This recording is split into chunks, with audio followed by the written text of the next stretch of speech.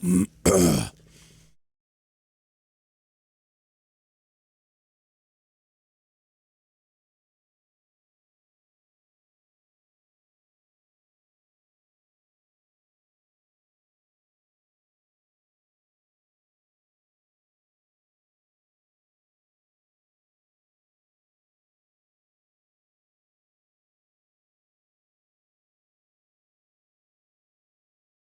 yo. Yo, yo, yo, yo.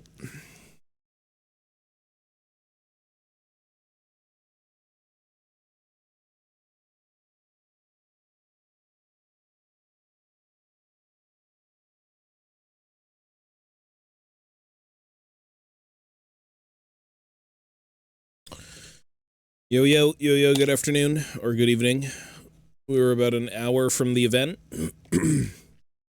1 hour. Yeah, it should be about an hour. Ba ba ba ba ba ba ba ba ba ba. Yo, yo.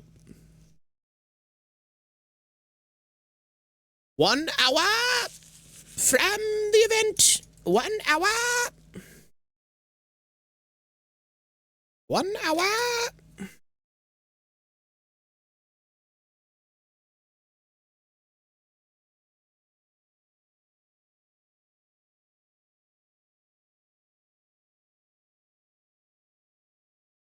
Ba ba ba ba.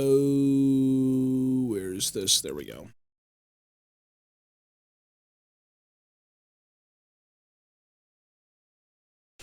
I gotta clean this fucking desk up, and I need wipes, and I don't have wipes, but I do have IPA, which is not the best thing to...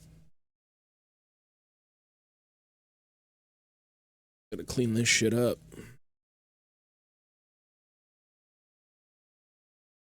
How does this even turn out?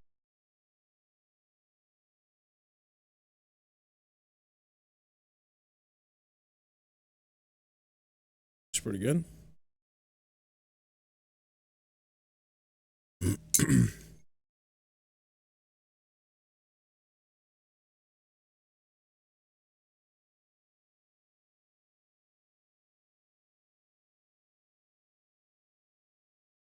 Turned out fairly good. Oh! Shit. Thank God I have my flashlight. You motherfucker, where'd it go? Oh, the worst thing would be to fucking wheel. Oh, there it is. Yeah.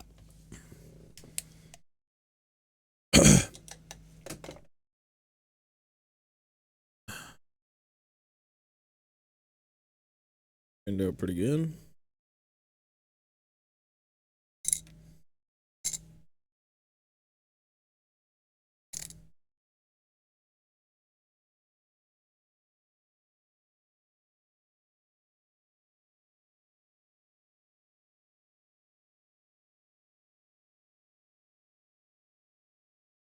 Oh, God.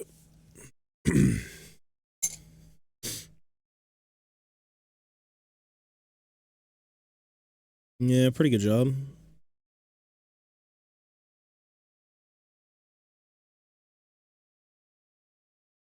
This one could use a little bit more putty, but it's pretty good. No, they're made of plastic. They're made of plastic, but you can modify them. So I've been sculpting a lot lately in terms of, show you. So the kits are plastic. The yellow is all sculpted by me. You can customize and modify and do whatever that it is you kind of want for, like, your guys. Everyone's gonna have a beard and a mustache when I'm done, but basically you're just kind of creating your own little minis. That's the idea. Hopes and dreams. I don't think I really want to see anything tonight that, like, pertains to what I like. Honestly. I mean, it's cool to see new Warhammer, but I'm not really interested in anything that isn't a dwarf. Like, actually. But it's still cool to see new stuff. Yeah.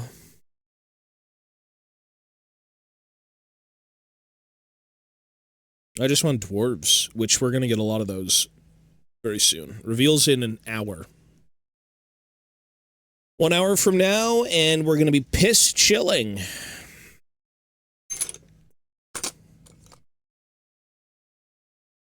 Okay, I got to put this away. Yeah, 1 hour from now, and we are back in Bizzo.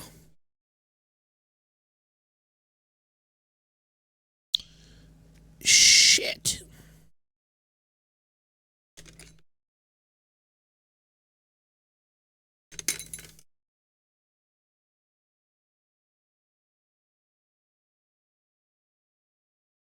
This is a combat patrol, so I'll be playing with it. Even if it gets replaced or anything, I'm still going to be playing with it. So I've got a lot of other things to get done with this army, this little force. Everything is converted. That's kind of the problem. Everything is converted, and everything is old minis. So it's a bit of a hassle to kind of like bring them up to standards, even just slightly. Not that the old stuff isn't good. I love the old stuff, but you know, if you're playing an army from like 2025, 2024, and the minis are from the late 80s, it's a bit of a tough sell. So the goal is to bring them all up to snuff with current times.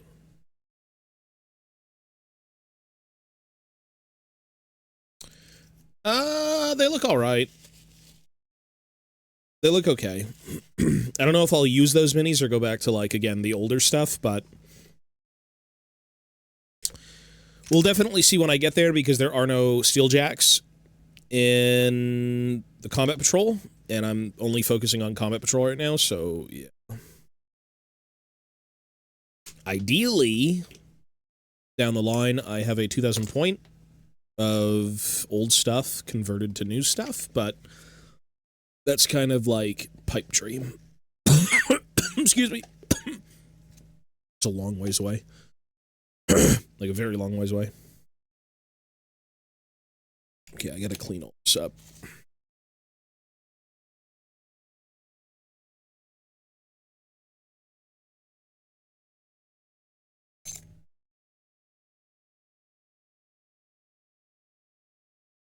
Tabletop's pretty fun. It could be very daunting if you haven't, like, already seen anything on it, but it's very fun.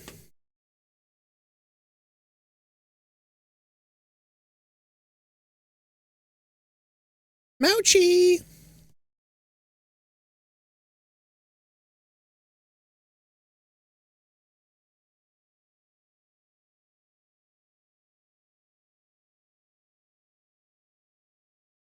The Steeljacks look alright, though. I don't really like robots, to be honest, but the Votann are very much integrated into AI and robots, so it's just kind of like, what do you do in that instance, you know? You kind of have to just go along with it. Which is fine. If you're a dwarf in the future, or a stunted thing that looks like a dwarf, he'll probably want technology and, you know, whatever else, right? So...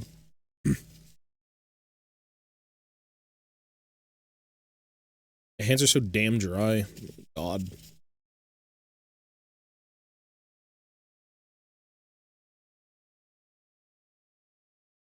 Sleep!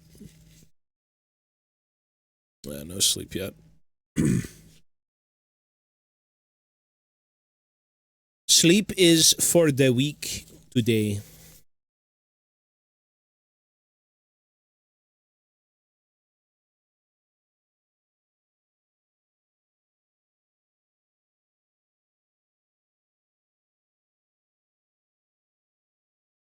There we go. Looks good.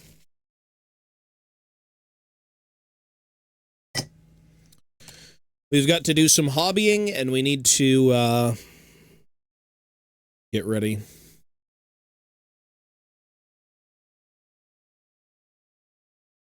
Yeah, I'm just sculpting stuff and converting. It's a very common thing. I'm missing shit. It's a very, very common thing, but it's, a very slow process. Shit, where'd it go? Vallejo's good. Vallejo's very good. I'm using, the latest Vallejo that I'm using is the metallic range. These, which, this is a shade, doesn't really do anything, to be honest, but the, Vallejo's very popular. Yeah, they're good. Vallejo, Pro Acryl, Citadel, that's kind of what I fuck with. Yeah.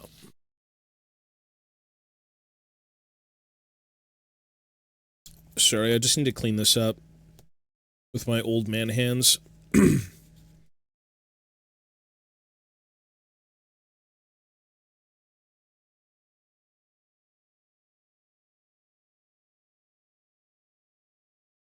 I like Citadel.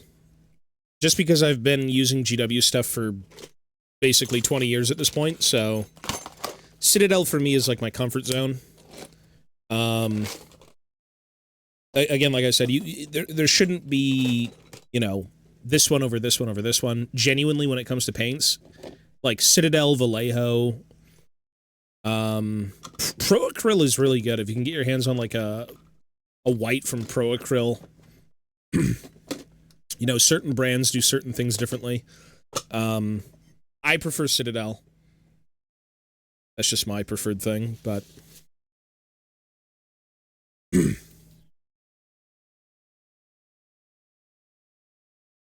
yeah.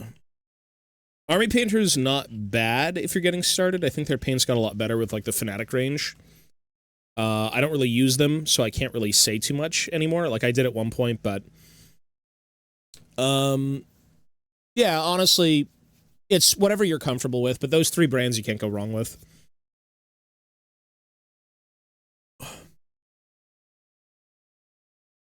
Like Citadel for me, if I go into a Games Workshop and I'm oogling like something, even though I'm not going to buy it.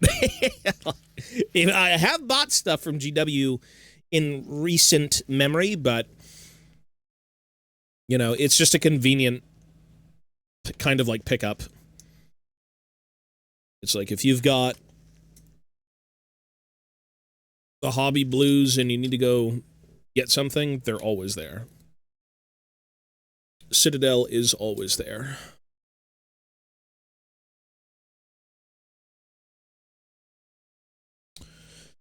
All right, where's the vacuum?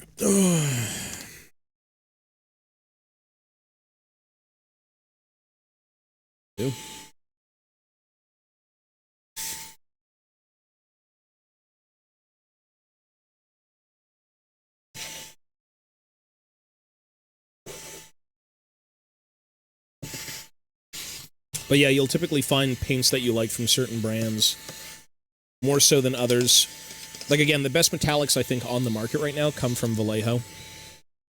So if you've got, like, any metallics from Vallejo, you're pretty much set. Like, they're very pigment-heavy, very consistent. They're really good.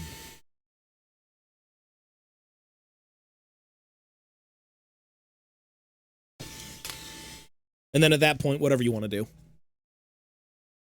I like this, I like that.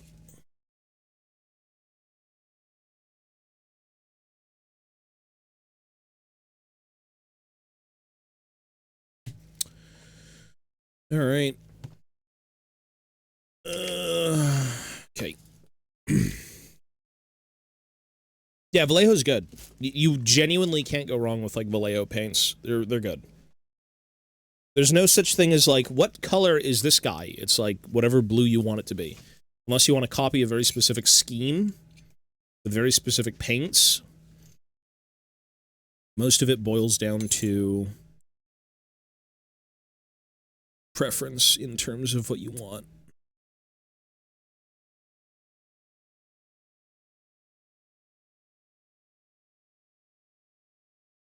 Let's use these shitty ones.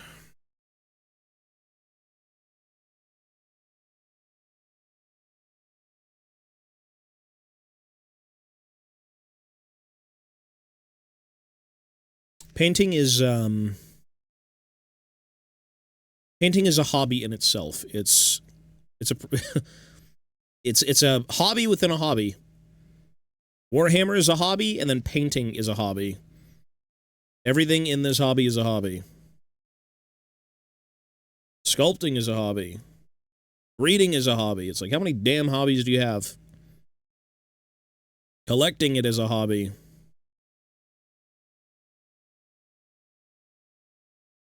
No, it's 2v2, 3v3, whatever you want it to be.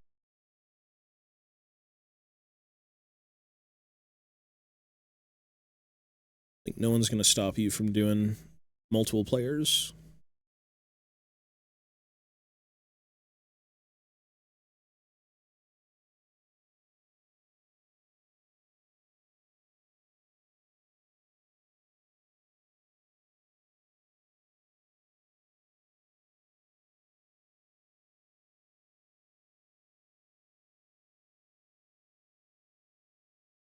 Oh, I mean, 1v1 is very fun, though. There's nothing wrong with, like, the base game. There's nothing wrong with just throwing down dice. Like, playing with people, that's fun. A little bit longer of a game, but...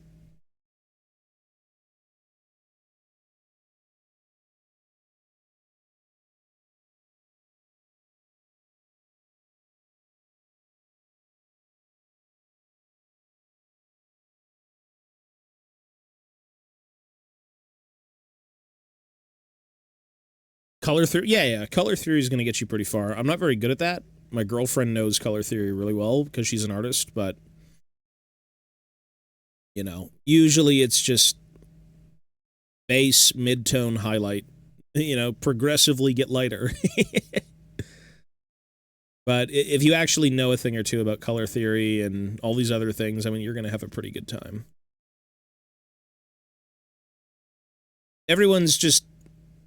Everyone's doing it differently, right? Not everyone's going to want to do the same thing.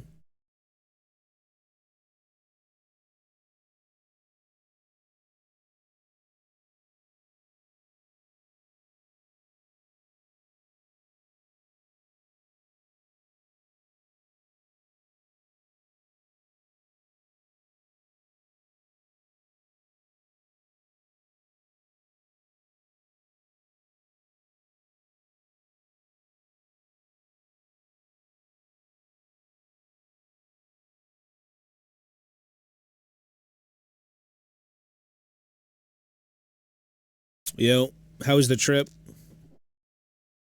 2K Dark Elder. Yeah, you could do that. You can split armies. Yeah. It's all for fun, bro. I mean, unless you're going to a tournament or something, it's not really going to matter.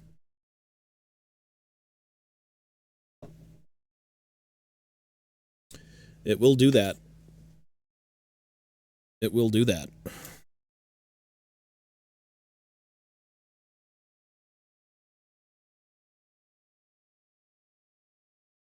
The super shits.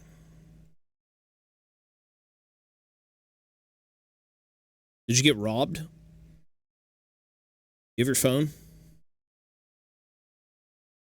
I hope the mid-beast effect didn't happen.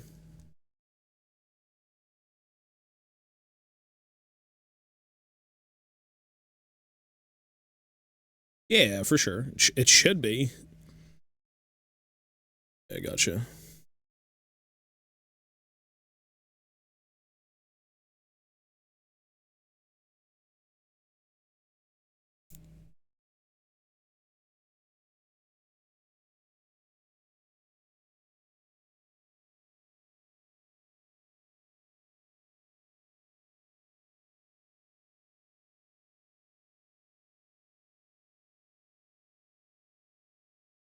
Yeah, it's like, you want to get out of the UK? I want to go to the UK. It's like, my vacation is the UK.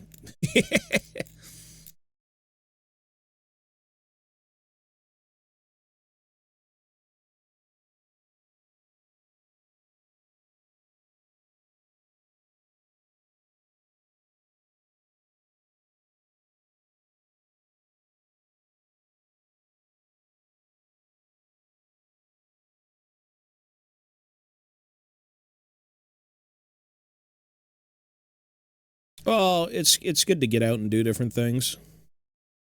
You hit up a different country you've never been to, it's like night and day. Freestyle football. Which country?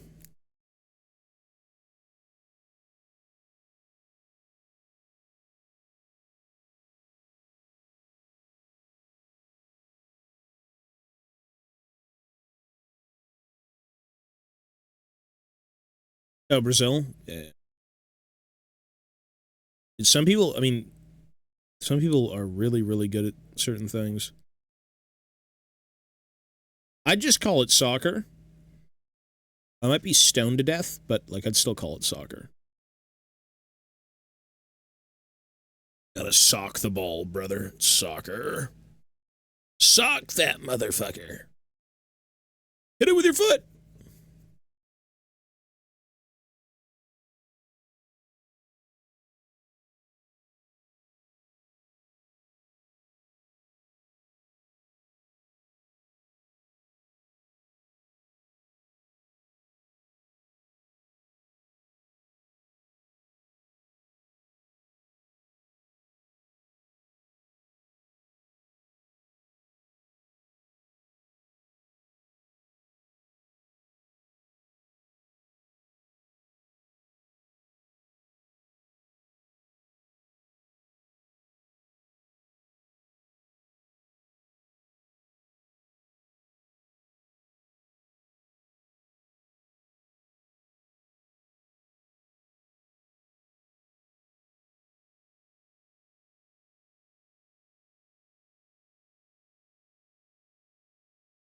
Where's the brush? Where is the brush?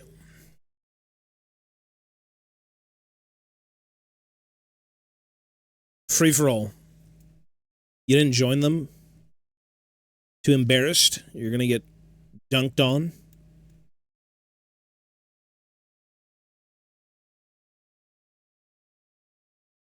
What is the UK known for?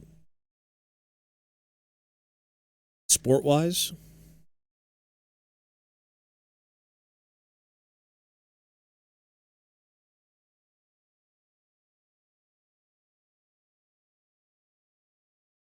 Football, I was gonna say. Football, bruv. Football. It's a bloody football, innit?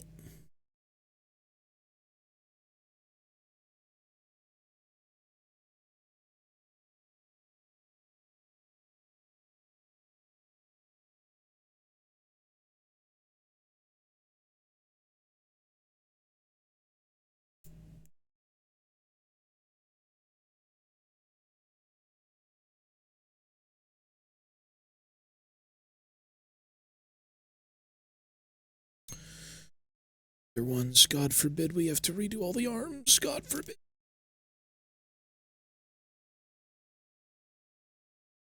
Bring it home, bruv. Bring it home.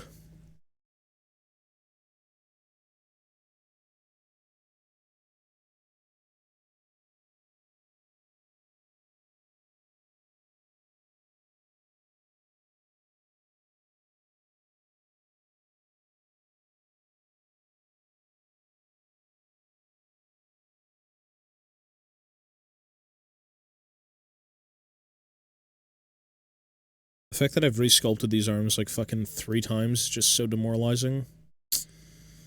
Why? Why?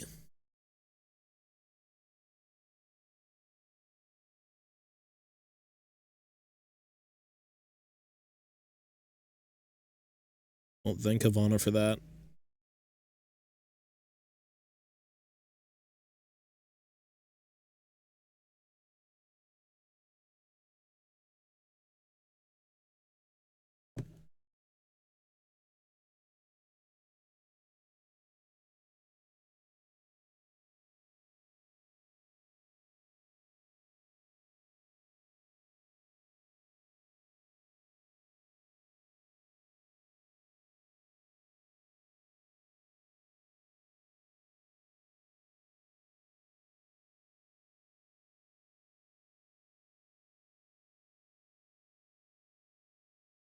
Well, you're eating a lot. That's why.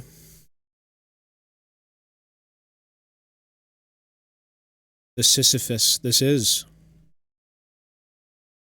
I've resculpted so much with this so many times, it's insane. This project has been like 80%, down to 20%. 80%. I've done so much. Kill me. Kill me. Thank God I don't have to redo everything.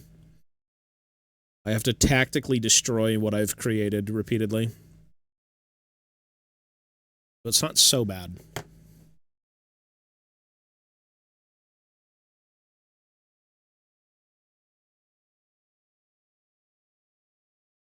Yo, yo.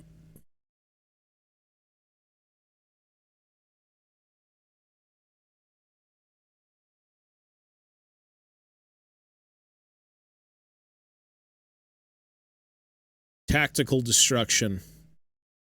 Die! Non-Games Workshop creation.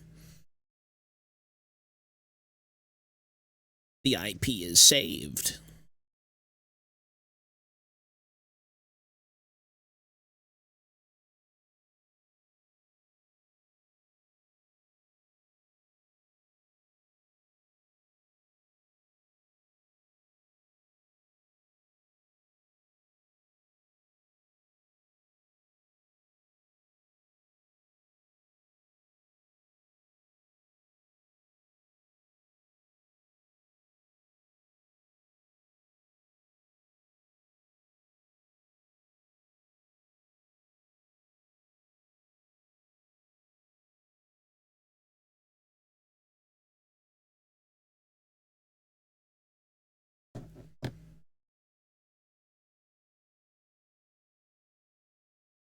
You've only, listen. It's like, you know that movie, The Interview? When they go to North Korea and they only show them fake things? And then they're like, wow, North Korea's awesome. I think that's what your girlfriend's doing.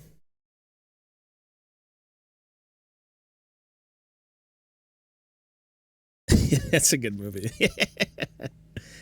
It's a funny movie. I'm not saying Brazil is North Korea, but, you know, every place on Earth has, like, its places.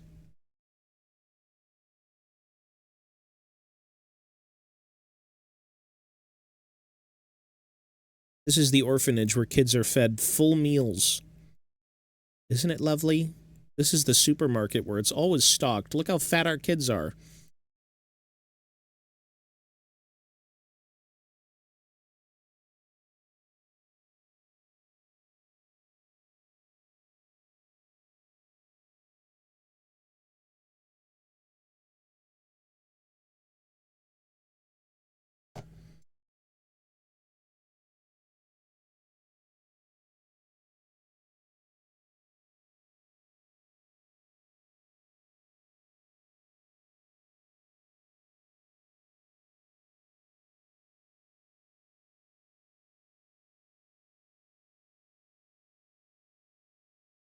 Hmm.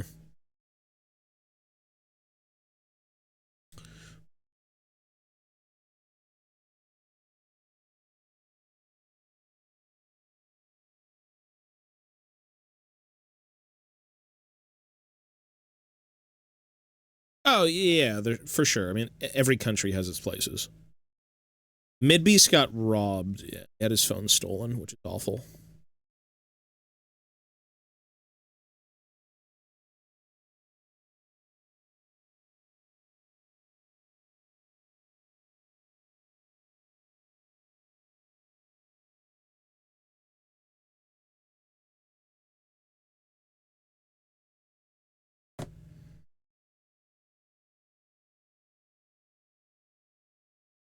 Get this shit off. Depression. All this work gone.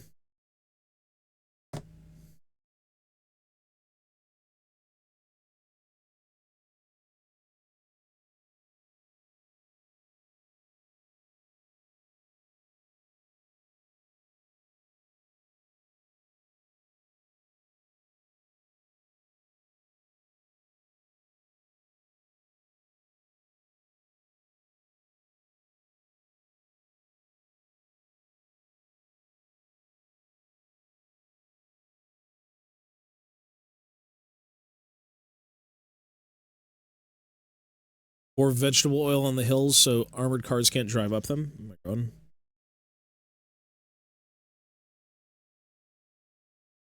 Five head.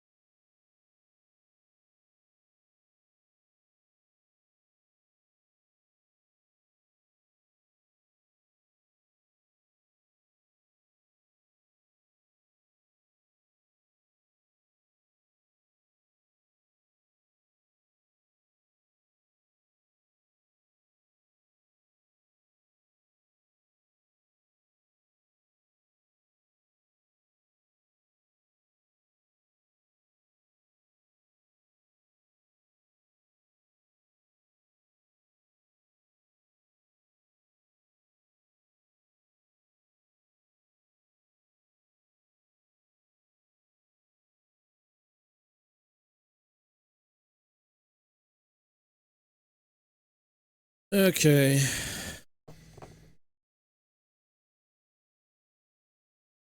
Half an hour and the event starts.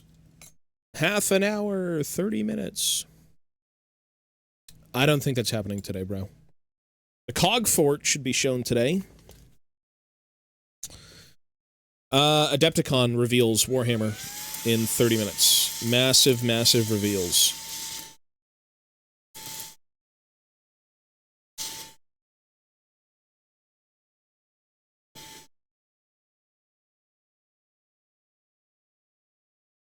Well, don't say anything. I haven't seen leaks, so don't say anything. Yeah.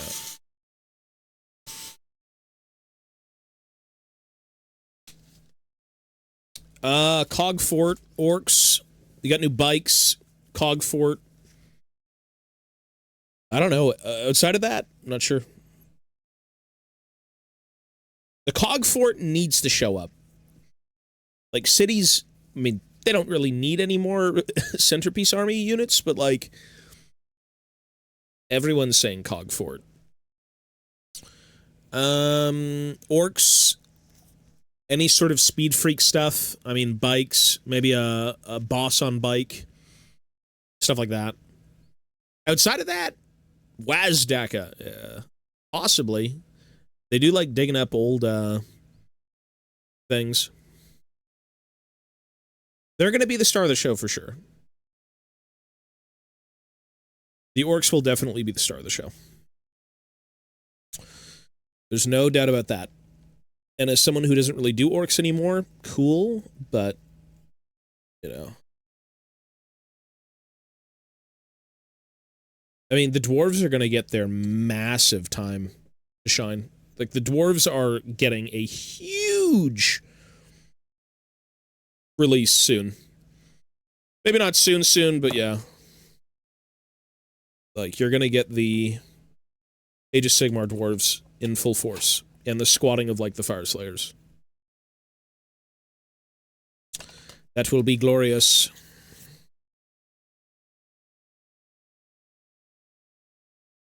So I guess we'll see when that happens, but... What I should be doing is taking a look at the new project that I have to do for Ryan's store. Oh. This has got to be a YouTube video, though.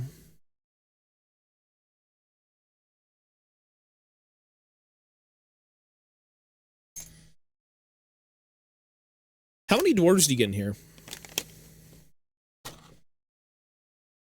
Where are the shitty...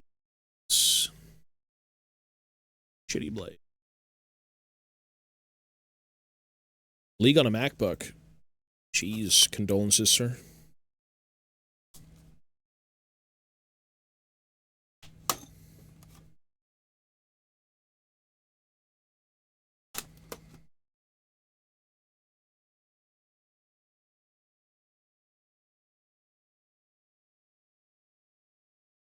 I think you're supposed to get 12 Iron Hills dwarves in this.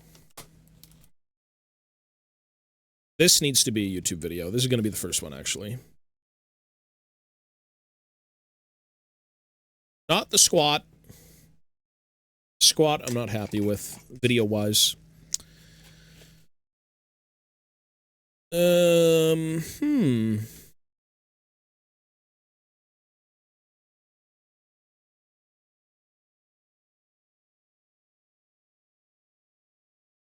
These fucking dwarves. These are digitally done.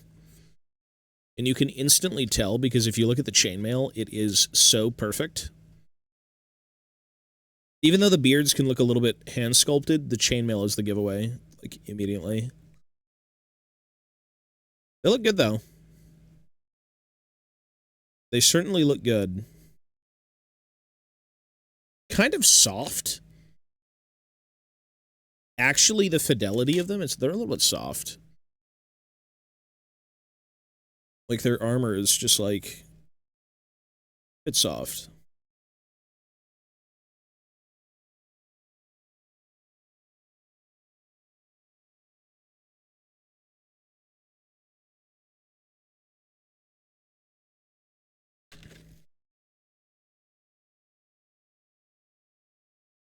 The Iron Hills.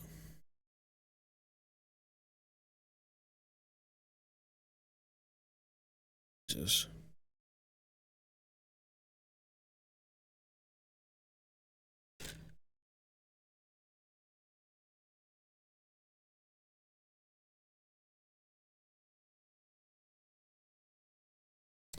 Well, this is going to be a process. It's going to be a bit of a cleanup. Jesus. Working on resin is, interesting. Kind of reminds me of Finecast, almost. At least everything's here, though. There's no pockmarks.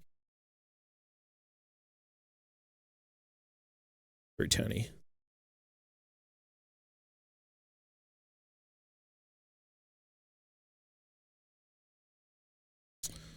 Well, we got a lot to do.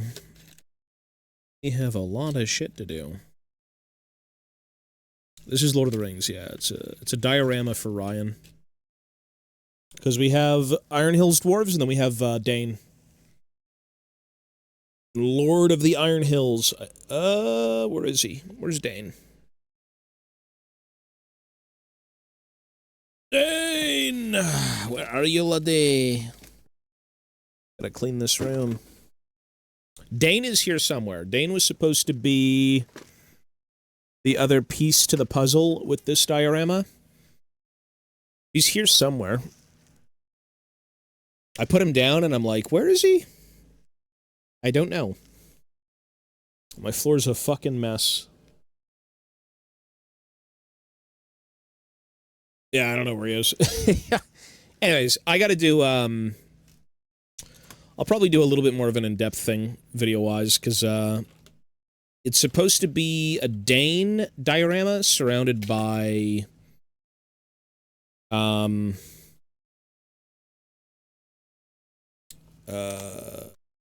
well, his soldiers. Iron Hills, dwarves. So we'll see how that goes. That's the new big project, considering I've got everything I need. See how that goes. They look good, though. They're a little bit soft in detail. I don't know why. But they should be fine. No going live ping. Yeah, I'm pretty lazy these days, I'm not gonna lie. Thoroughly mucked up mentally. 30 minutes. 30 minutes, and we are go, go, go. Oops. Let's do this. Window capture. Let's leave that up here. Perfect. I don't know what to do for 30 minutes. What do I need to work on? I can't do that right now. Maybe glue the squat arms? Maybe the squat arms.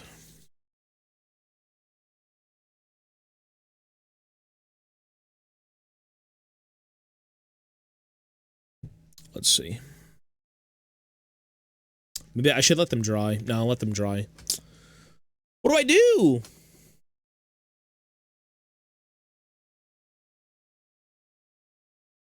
The only other project I wanted to work on was Lord of the Rings. So maybe just cleaning up Lord of the Rings minis? Is that worth it? These I gotta sell. These I'm no longer using. Total War, I'd have to download the game with updates and stuff. It'd just take too long. Because I haven't played that game in a while.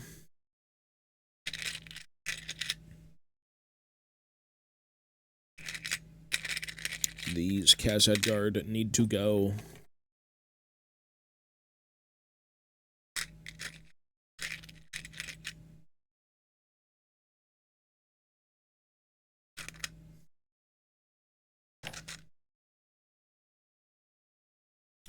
Health-wise, I mean, my health has improved, which was the big thing. That was the big problem. Tons of therapy, and then also, taking it easy. Certainly did save my back and save my health a little bit, but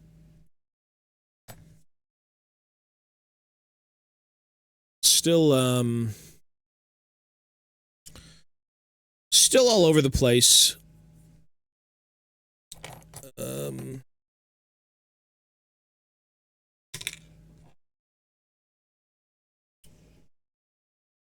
Lord of the Rings. Where's my Lord of the Rings case?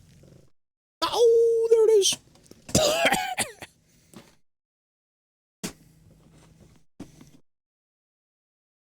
Let's do some more warriors. Can't go wrong with dwarf warriors with shields.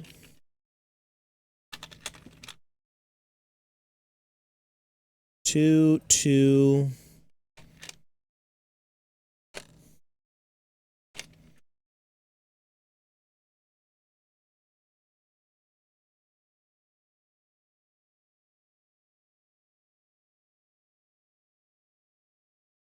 They're really gonna make, dude, I have to play Durin. To play Khazad Doom, the only character you have access to now is Durin.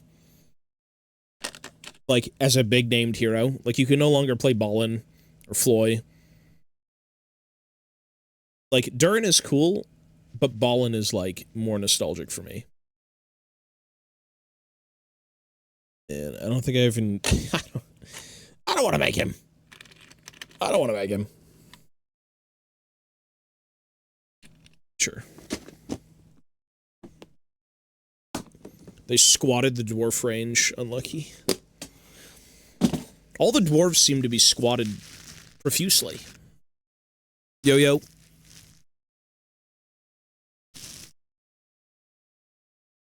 Plastic crack. Well, it certainly helps. Metal crack.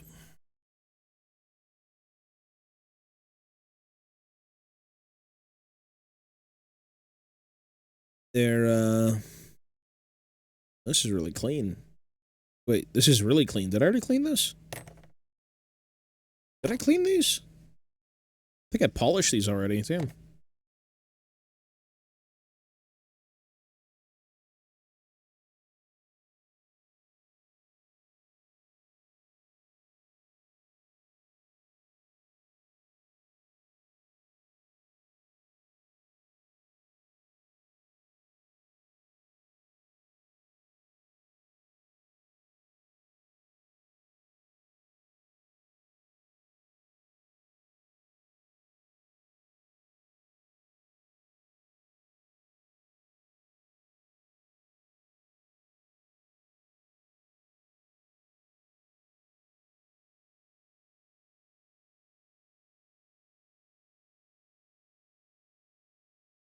I think these are mostly already kind of cleaned up. Outside of sanding and cutting. Like sanding metal. Something. What is this, man? These are, old Lord of the Rings minis. This is the most nostalgic dwarf sculpt for me.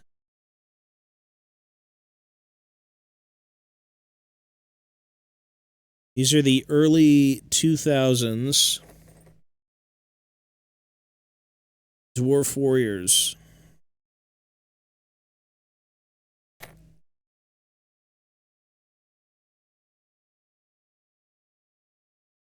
They're excellent. Here, hang on. You know what? One sec. They were also sculpted by, the Perrys, and the Perrys are probably the longest lived GW sculptors out there. Like, everyone knows of the Perrys. The Perrys have done so much. And those guys made this range just phenomenal. Okay, the book's in the living room? One sec. Mochi! Hi, Mochi! Mochi, watch out. Watch out, little buddy. Oh! Here it is. The good old book. Book of Revelations. Mochi, are you on your couch? Look at you. He's sitting in his couch. Are you on your couch? So cute.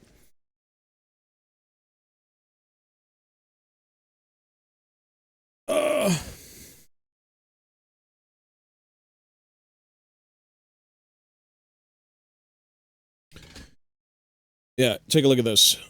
This is the most nostalgic book, I think, for me. This is why I want to do.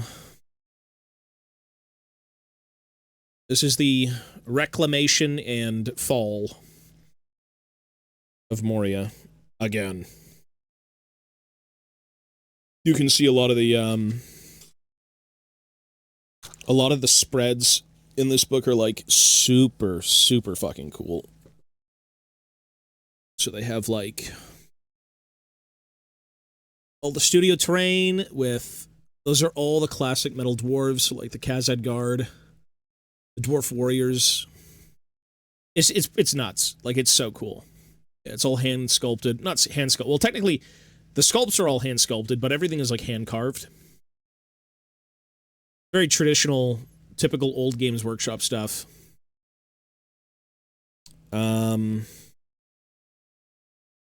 Yeah, this shit is so fucking cool. They are. The Dwarf Kings, Ballin. This is so sick. That's what this was based on. That's when I painted this thing for fun. It was based on, like, the gist of this book, effectively, so... The little dags were supposed to be there. Yeah, just a fun little throwback piece, because I love this so much.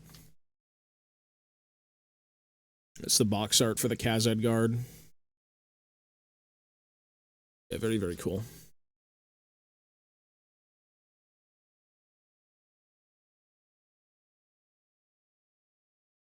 The old metal Balrog, where it had, like, the pie plate base. They used to sell these, like, really thin black bases, instead of, like, the semi-thick, you know, traditional GW base that you'd have now.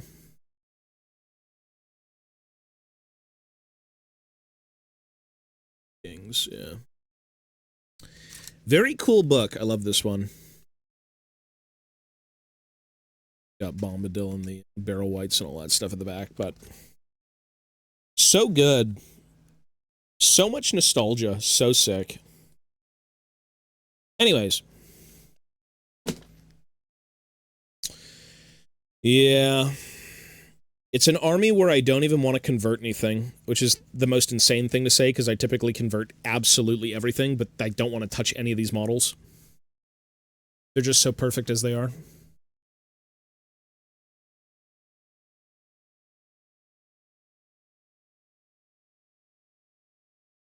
You never did? Yeah, that, you know, it's funny, because, like, I was kind of in the same boat, where me and my buddy were planning a Moria board. You know, who didn't want to recreate, like, Helm's Deep or Minas Tirith or, like, you know, for me it was Balin's Tomb and Moria. Those two places I wanted to recreate so badly more than anything else. And then after that it would have been, like, Gondor, with, like, the trebuchet and everything on the walls. But, you know, as a kid and Lord of the Rings being such a big thing, I'm pretty sure it was on everyone's mind to kind of recreate the Lord of the Rings in some capacity in miniature form. Because, like, who wouldn't want that, you know? Exactly. Like, I ended up finding, yeah, the Balin's Tomb, did they re-release the entire set? Or they did the terrain, right? They re-released, the Balin's Tomb terrain. Yeah, Lord of the Rings is just so... It's the thing that got me into Warhammer to begin with, so I'll always have a special place with it, but... You know.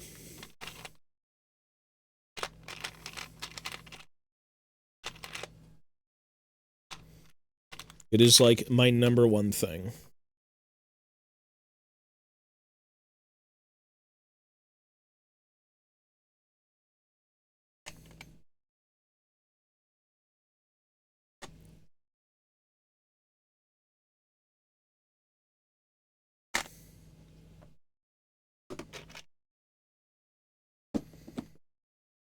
The Moria Lego.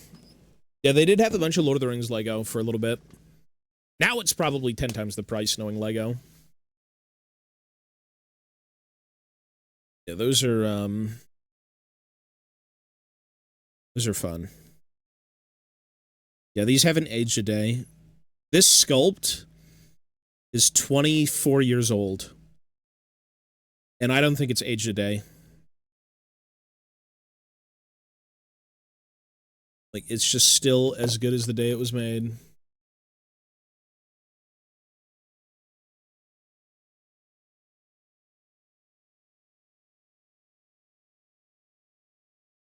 There's a lot of really good old sculpts. Technically, the squats. Okay, the squats. I like the squats. I don't think the squats have aged. The same guys who sculpted these also sculpted the squats. The parries. These are a little bit more heroic-y. I mean, this is more like anatomically correct for like a dwarf. The whole Lord of the Rings range was very well done. Very, very well done.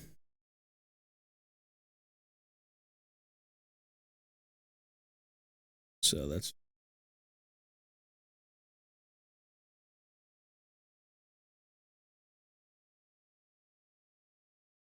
the good old days. Walking into a Games Workshop and buying a little metal blister pack for like $5. Now they go for like 50. The times have changed. The times have changed.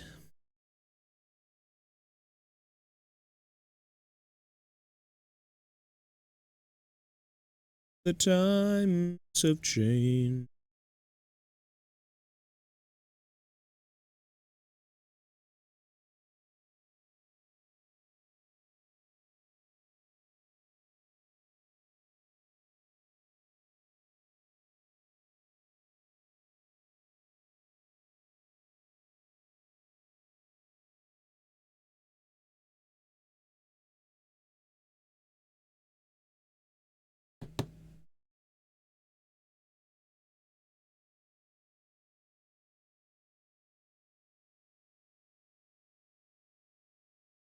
So the event should be in about 10 minutes.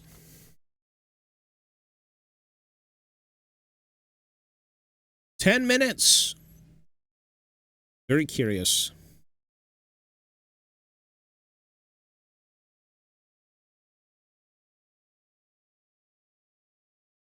These are not lead, no. These were thankfully not lead. Most of the stuff I have to work on for the squat army for 40k is lead. It's unwanted and it's lead.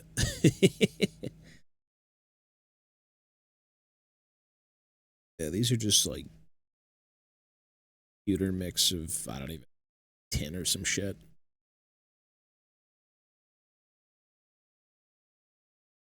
Metal minis are great when they're not lead. I think when it comes to sanding and finishing most of the squats, I may just do it outside. I may give lead back to Mother Nature. Say enjoy. Because I don't want I don't want lead dust anywhere near me. This I don't mind sanding down, like anything pewter. Doesn't matter. Totally fine. I really don't. I like the sculpts, but man, they're just lead. Not full lead, but like, you know, yeah.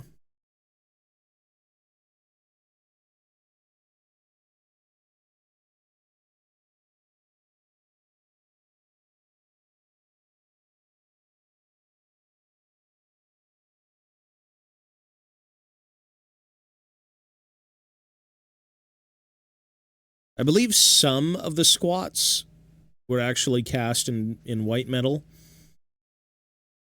The latter portion of their range, well, not the latter portion, but like before they went out of style, before they got squatted, I think some of them made it to pewter, which I'd love. But yeah.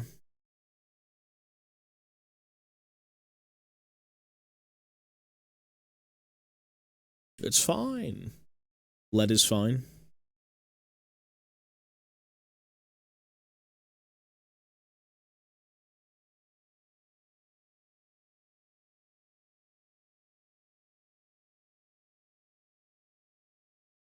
It depends on the era. If you have blisters, it'll also tell you. Yeah.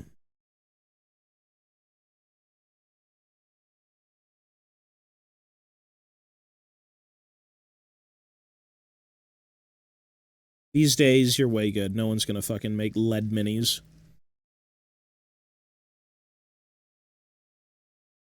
But any sort of retro 80s, I think like even early 90s, maybe. I think early 90s as well. Forgot when they got out of it exactly, but a lot of things were just kind of made in lead back in the day.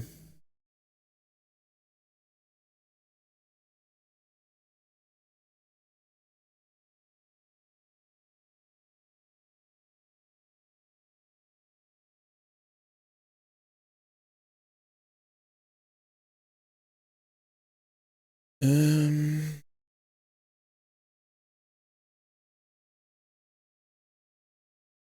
well, it's on Twitch. They're on Twitch right now. So they'll stream to Twitch in about 5 minutes. And then after that, I'm going to bed. I'm tired as hell.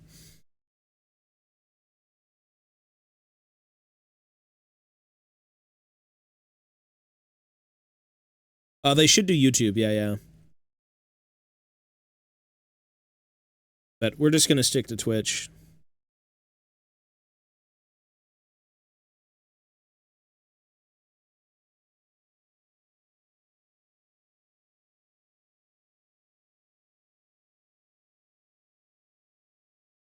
Well, they start at 9 o'clock. So right now it's 8:55, right?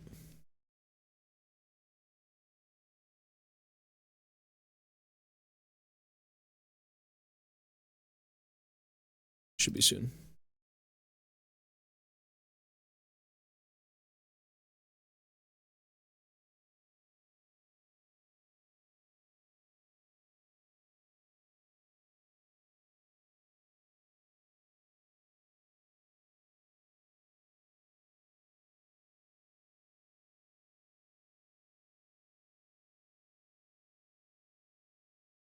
Yeah, I mean, oh, the new orc should look pretty good.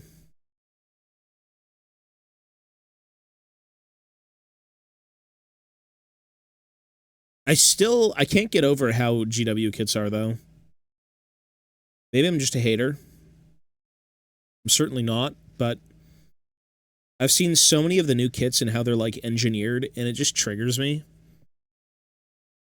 Like, if it's an orc biker kit, it's gonna be like, you have to glue the wheels in half together. Or it's gonna be like, 40% of the wheel is one bit, 60% is the other bit. And you have to, like, glue them in at certain angles.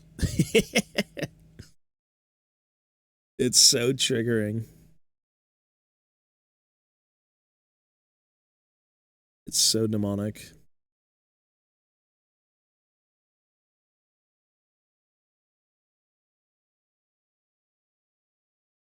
Oh, the old biker kit I don't think was so bad. It was all right.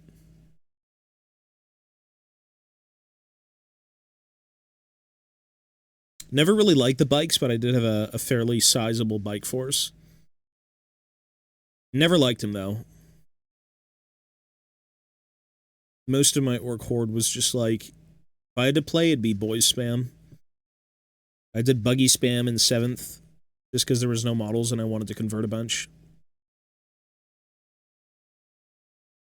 Can list. The Dread Mob. Yeah, Dread Mob is cool. It's just I don't think they still sell the Mecha Dread and all that stuff. I haven't seen the new books, but I don't think they sell the Mecha Dread. I think the Dread Mob now is what, the Gorkanaut, Morkanaut, Hands, Def Dread.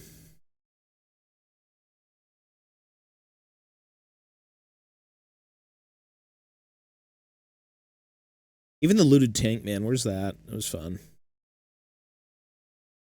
They brought the looted tank back in like a White Dwarf entry, and then it was just gone. Stomp it, yeah.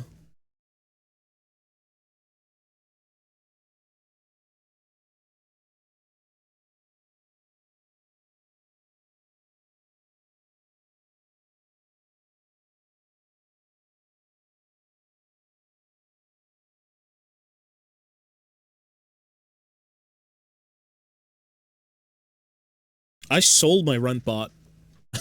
I actually had, technically I had most of the orc stuff, most of the limited orc stuff. The runt bot was cool. It was sculpted really well. It was the Games Day exclusive. Technically everything is kit bashable. If you're playing orcs, you can just make your army out of whatever.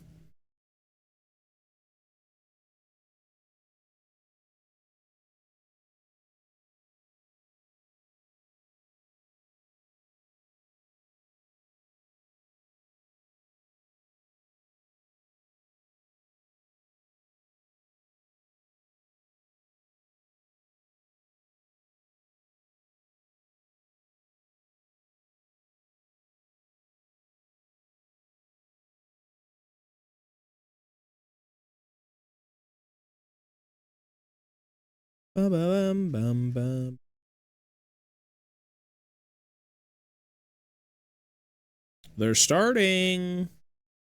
Oh my god! You know what? Don't they make you wait like 30 minutes, though? I think they make you wait like 30 minutes. So we're still probably gonna have to wait.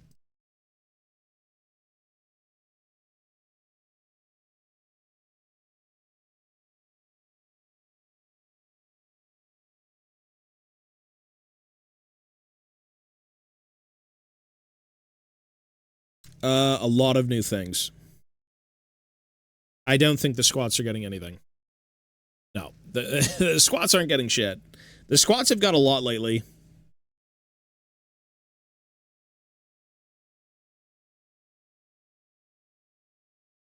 The squats have got so much love in Necromunda. It's absolutely insane. I'm not really a big fan of all of them, but I'm glad to see that they're still kind of like kicking around.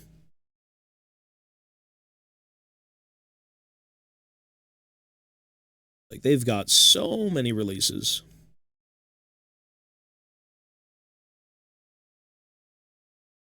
Maybe. I don't know if he'll... I don't think anyone's going to show up today.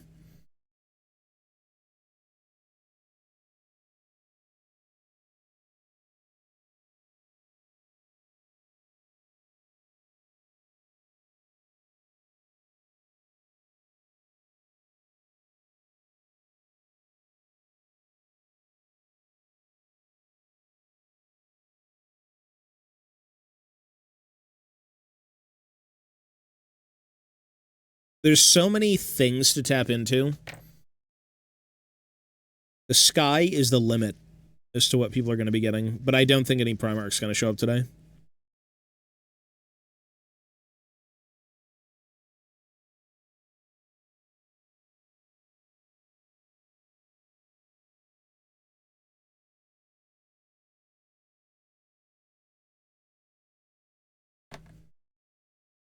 For Tarabo. Well, okay, technically he was supposed to show up because the Iron Warriors were getting some stuff. Sure, technically true.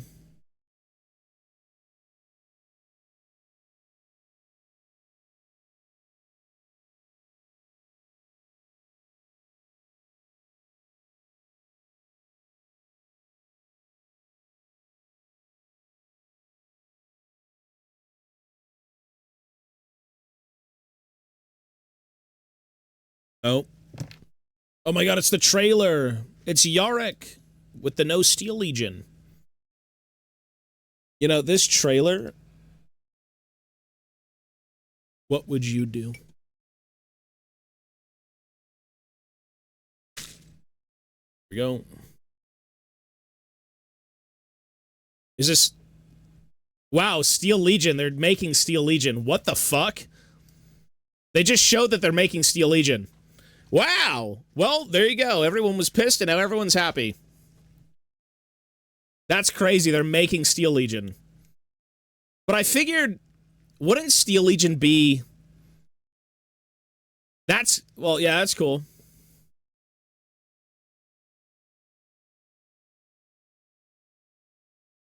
Oh, it was what would Yorick do? Is that what that was?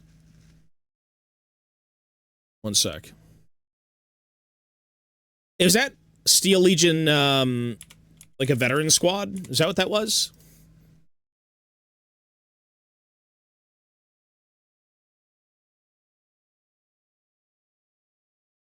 What is wrong with these people?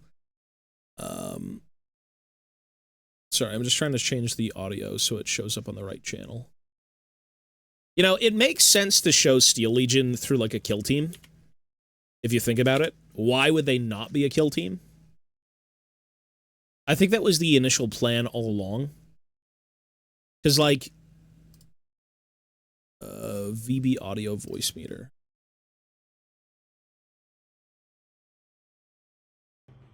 There we go. All right. Steel lead. Everyone's going crazy.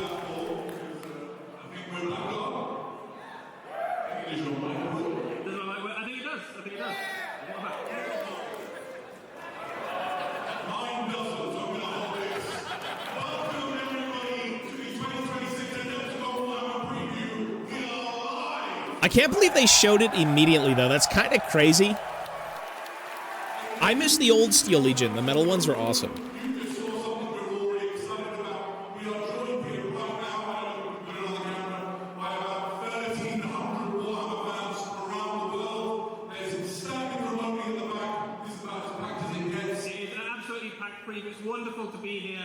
Yeah, I know they were, but deservingly so. This is live, yeah. Boogie, hello, sir. We're good.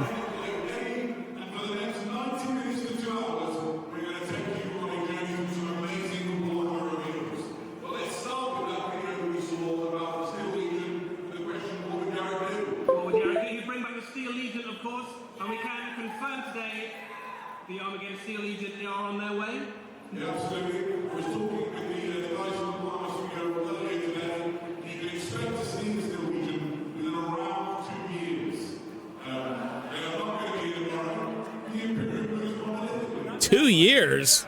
That's the mic. Turn that one off. I'm gonna prove things wrong. It's this one, right? Oh. Okay, so normally when the preview is starting and the room is filling up, there's thousands of people in the chat. I ask the question, where are people from? And the answer today is they don't have the chat to be open. But when you're in a room and spoke to people, why don't they just have the microphones going to, like, the fucking live stream?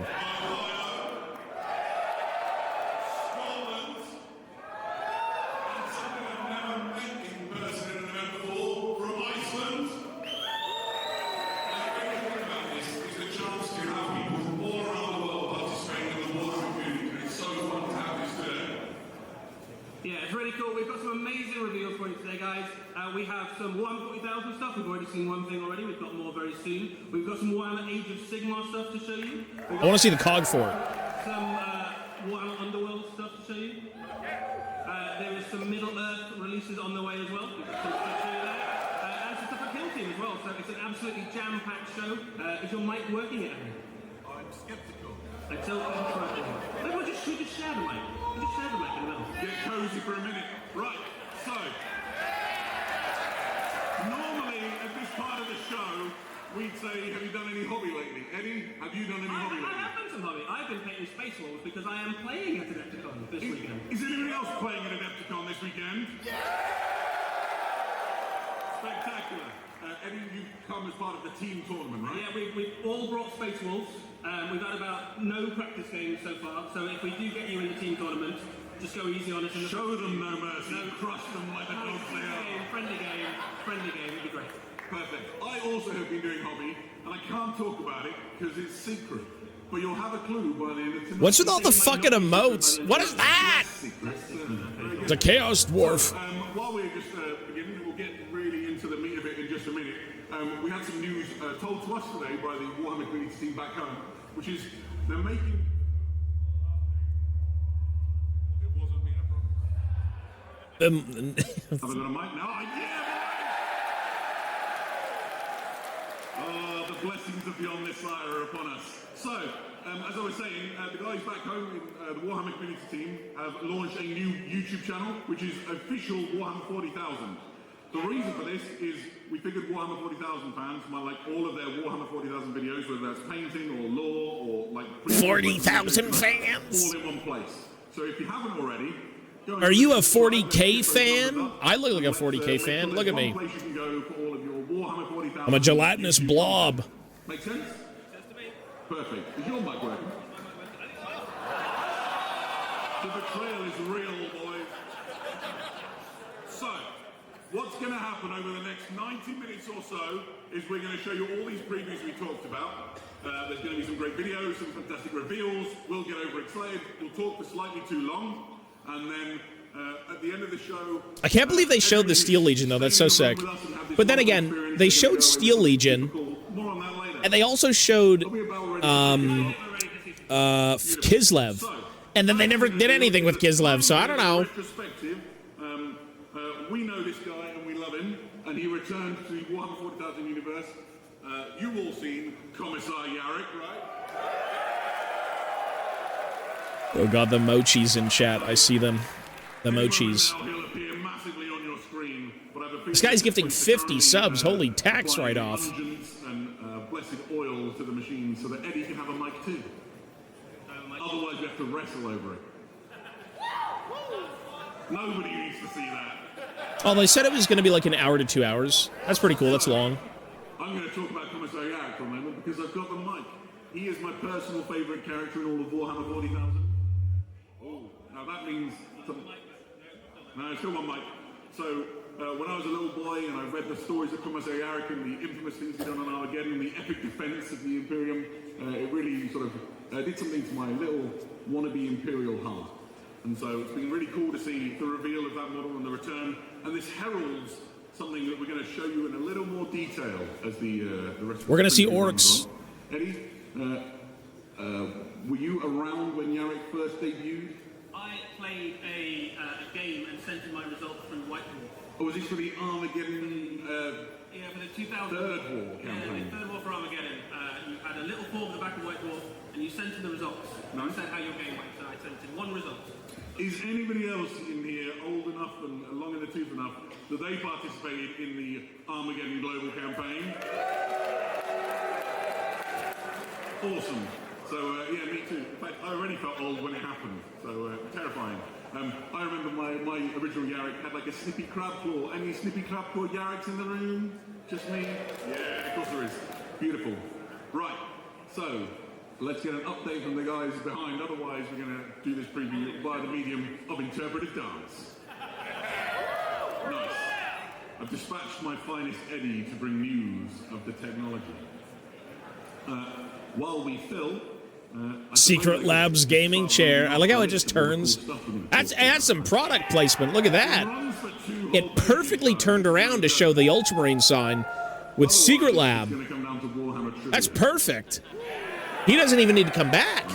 Nobody needs water. You might need That right there is 5,000 more sales. Tell you a joke. I couldn't possibly tell you a joke live on air. This would go badly forward. What I can do is, hello sir, you have your hand up. It's very polite. Go on then. Sorry? I didn't hear the question. I'm not answering. Oh, right. Well, there is actually really great lore behind that. And in 15 minutes, we'll tell you about it. How did Yarrick come back? And so start speculating amongst yourselves as to what the reason that Yarrick is in fact not dead. It could be that there was some intervention. It could be that the Imperium is in fact not the reliable... They feel... Well, these guys feel a little bit more laid back now that they're not in Nottingham. I feel like when they're in Nottingham and they're in the eyes of, like, you know, the industry, they've got, like, snipers trained on them. The British snipers couldn't make it over to the UK, or no, the US. This is quite something, just filling the void. So, let's get a sense of guys in the room. I can't really check on the guys in the chat. Who is here to participate in the Warhammer 40k events this weekend? Lovely. Anybody here for Warhammer Age of Sigmar? Yeah! Now, I met them last year, and I'm Old World! Any guys for the Middle-earth strategy battle game? Sweet! Old World! This is great. You've got some great stuff to see later on in this show. What about things like the Horus Heresy? I like how... Warhammer Underworlds? It's quiet. Old World? What else did we say we were going to show you today? Oh, Kill Team. Any Kill Team players? There's no, I don't think there's any Old World announcements today. This is great. Oh, sorry. I beg your... What? He was speaking too much. He's been replaced. The Jim Carrey clone has been enacted to take his place. I told you he was having too much fun. They got him. When you work for Games Workshop, you're not allowed to have that much fun. He's now going to be cloned. Someone might have said Old World. Yeah, you'd have to shout to, like, the local morgue, the local cemetery to find those players. No one plays that.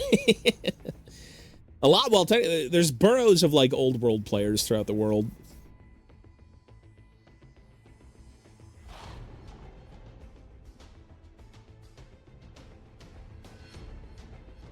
Well, what a stream. I feel like the GW streams have been really scuffed. Yeah. They've been scuffed. Does anybody here play Old World? Yeah, there you go. Woo! I like, they're saying that with, like, the fucking... the 40k cinematic going over it. Oh my god, is Yarrick back in the Old World?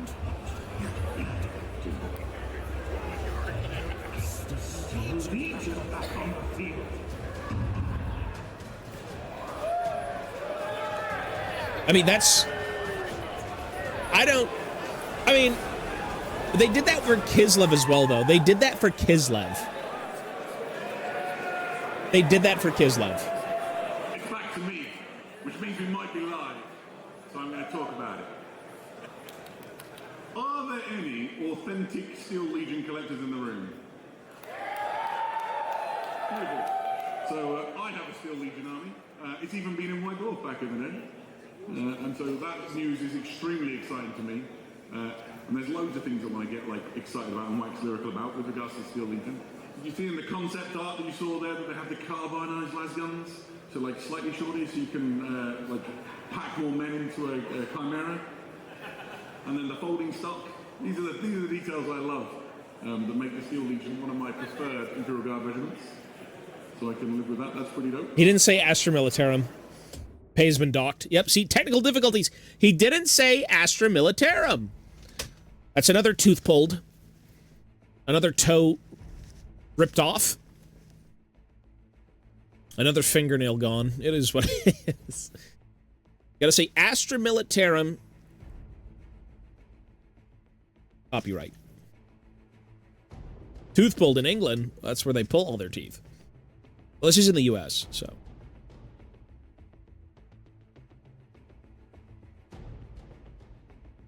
What is going on? What is going on?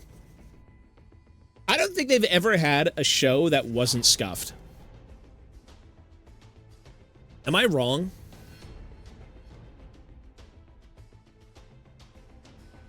All right, Astra Militarum, all rights reserved, yeah.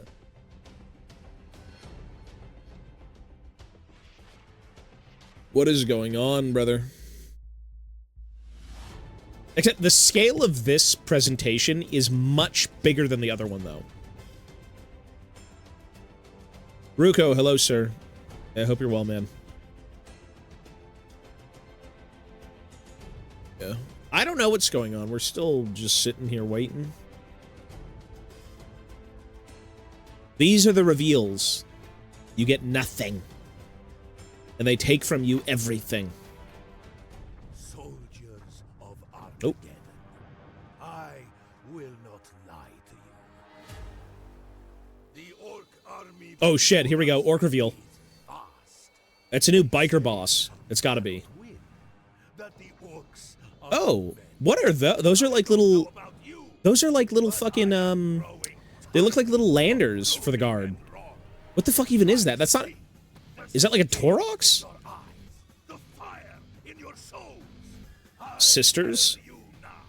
New Commissar? Oh my god, what is that? It's like an armored Torox. Yeah, that looks like a new biker boss. That's pretty cool looking. So you've got new guard, new sisters, and new orcs. The guard stuff, I mean, it's very military. Ladies and gentlemen, we are returning to Armageddon. Those little, like, are those, like, if you're into history, what are those little landers based on? I think I've seen them before in, like, they're like, the water-based fucking things. APC? I don't really know what they are. Sponsor of the issues that are going on right now is none other than the herald of the speed war, Wazdaka. Wow, he's here again. They did bring him back. That's cool. They did bring him back. It's an old orc character. I can't hear anything. His mic is so fucked. This is... Oh, well, the mic is gone. Oh, they didn't update the base bikes, though. Did you see them in the back? They're still the exact same. I mean, that looks like a pretty good sculpt. Yeah, that's cool. Yeah, see, all the war bikers are the exact same in the back. Wazdaka Gutsmack. That's cool.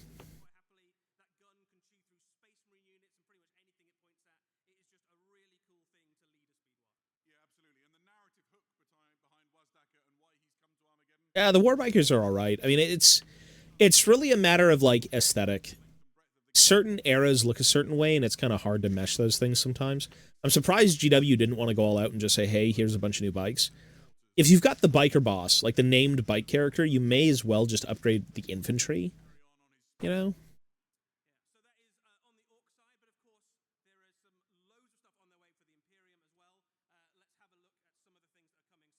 The Hippogriff AFV. Yeah, this thing looks like a fucking, like a little, like, submersible, like, I don't even know what you'd call it, like American, British, is it like a little APC? Is that what they are? They through the water and shit? Like, that looks pretty cool. Yeah, it looks all right. Looks like a squat tank. I could use those for the squats. That is like a perfectly sized squat tank. The amphibious, yeah. Look at that. By the way, the volume isn't low. They just don't have mics working. I think it looks interesting.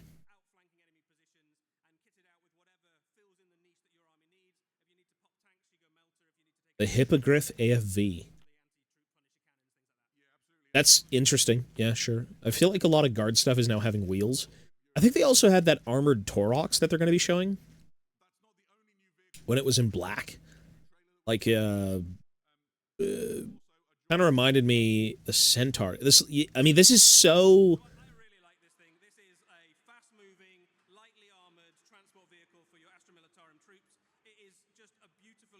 fast-moving, lightly armored transport. Doesn't replace your chimera, but it kind of rides into battle alongside them, and is a tool in the army of someone trying to put together a mechanized guard. Yeah, so what's the point of the chimera then? Very different options for your That's kind of weird. force in that.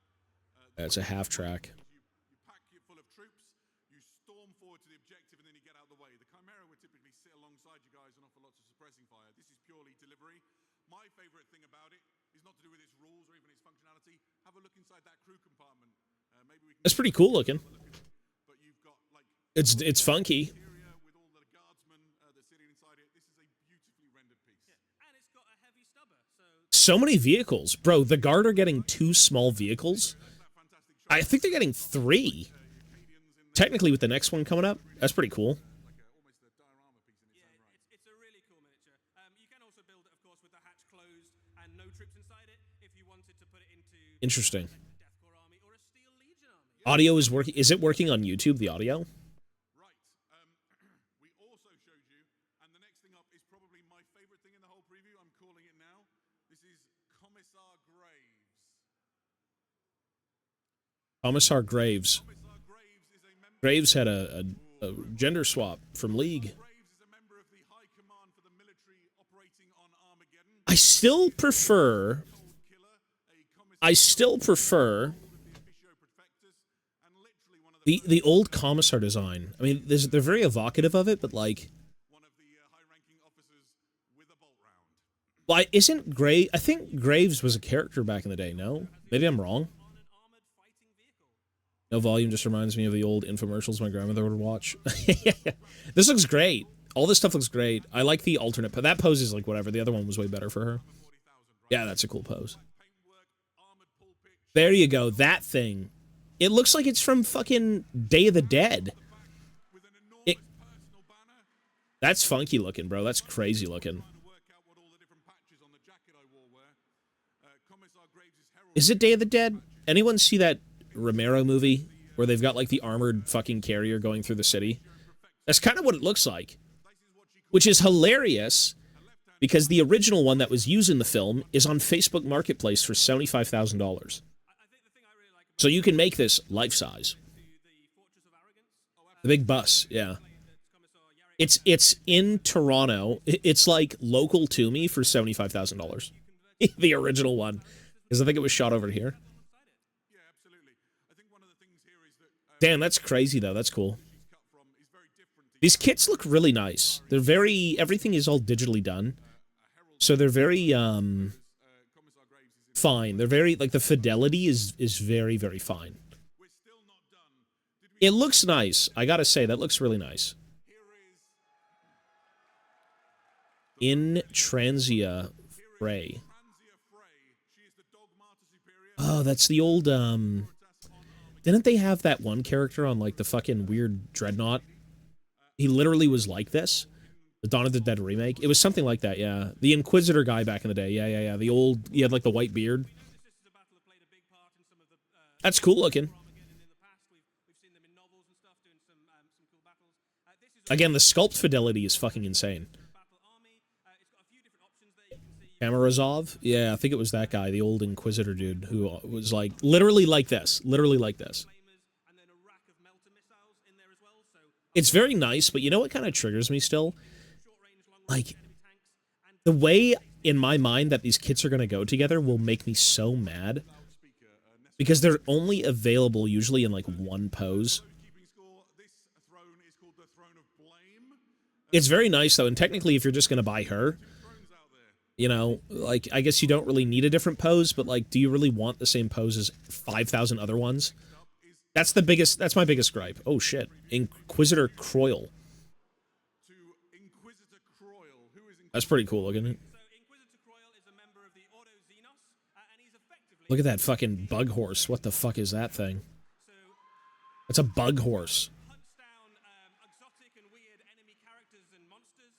He's come to Armageddon particularly Look at him. He's an Empire, literally an Empire guy. with that very No, he looks cool as shit. It straight up looks like a Cities of Sigmar guy. horse shrimp thing. Yeah, I mean, it looks even worse. I like how it's got 6 little eye holes for, like, seeing. A couple of head options on his respirator. In game terms, he's very useful. He is a lone op, fast-moving. That's pretty cool looking. So you can imagine him being very useful for all sorts of things, right? Again, the sculpt fidelity in all of these things is nuts. They're so cleanly sculpted. They're really nice. These look really nice. I feel like we need more aliens. You know, like some of the most interesting things is like it's a mantis bug horse.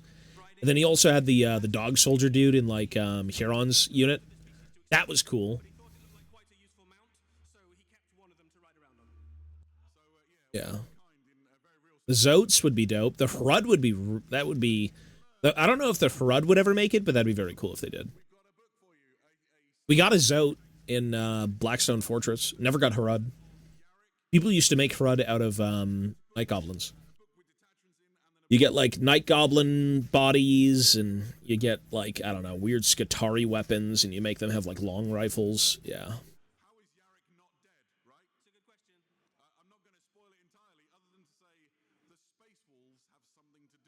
How is Yarrick not dead? The Space Wolves have something to do with it, is what he said.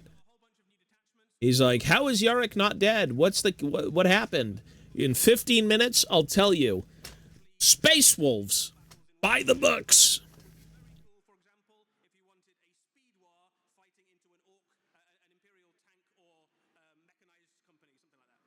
Yeah. So what's with all of these trio of books? Armored Gauntlet. Oh, okay, never mind. It's all different. Oh, look at that. You get one of each. That's pretty cool.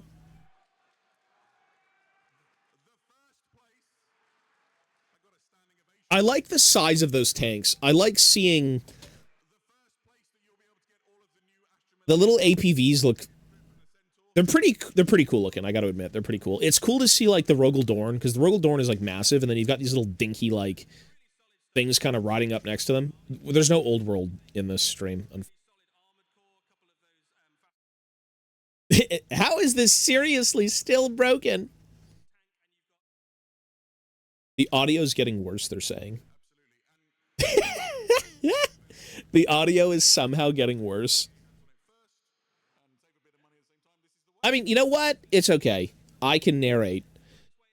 Ooh, fancy, fancy, bruv. Oh, look at that, man. You got repackaged stuff in a box set. You got the 3 single releases in a box set. You gotta pick that up, FOMO.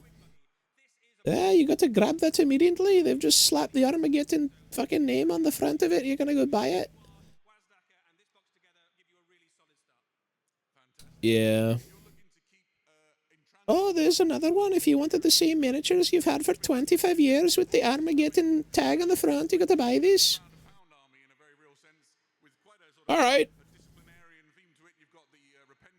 It'd be interesting if they threw, like, new... Do people get hype for this? I'm not going to be a hater or anything. I really like Warhammer. But do people get hype for these box sets? It's just the same thing that you could buy elsewhere. You know what I mean? I guess you get a discount. You get a discount. Well, you're not wrong. It does save money, but it's not like, oh my god, it's the same miniatures I've seen 100 times in a box set? Brand new? I guess you do save money, though. Oh my god, Death Watch. They're still a thing?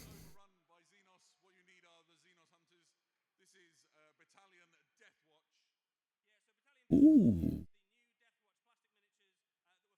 The new Defcop, yeah, you could get it. Yeah, for sure. If you don't own everything in that box, it's a no-brainer. I guess that's how they get you, right?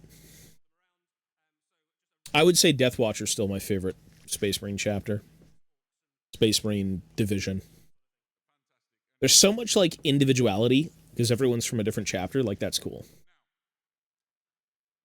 If I was forced at gunpoint... But we're going to show you something a little bit different. Somewhere in the room we have some friends from our friends. Audio department. And they've got an amazing new thing. Oh, Weta Workshop. Right now. Weta Workshop. Gotrek statue? Right now. Show me a Gotrek statue. Once, he was known as No. Calistarius. Never mind. Now, after conquering the Black Rage, he is reborn is one of the most formidable psychers in the Imperium of Man. Standing I don't really know. the Arx Angelicum, Yeah, I'm not really sure. we present to you the chief librarian of Oh, it's fucking, whatever his name is. Mephiston. Mephiston, there you go. Lord of Death Mephiston.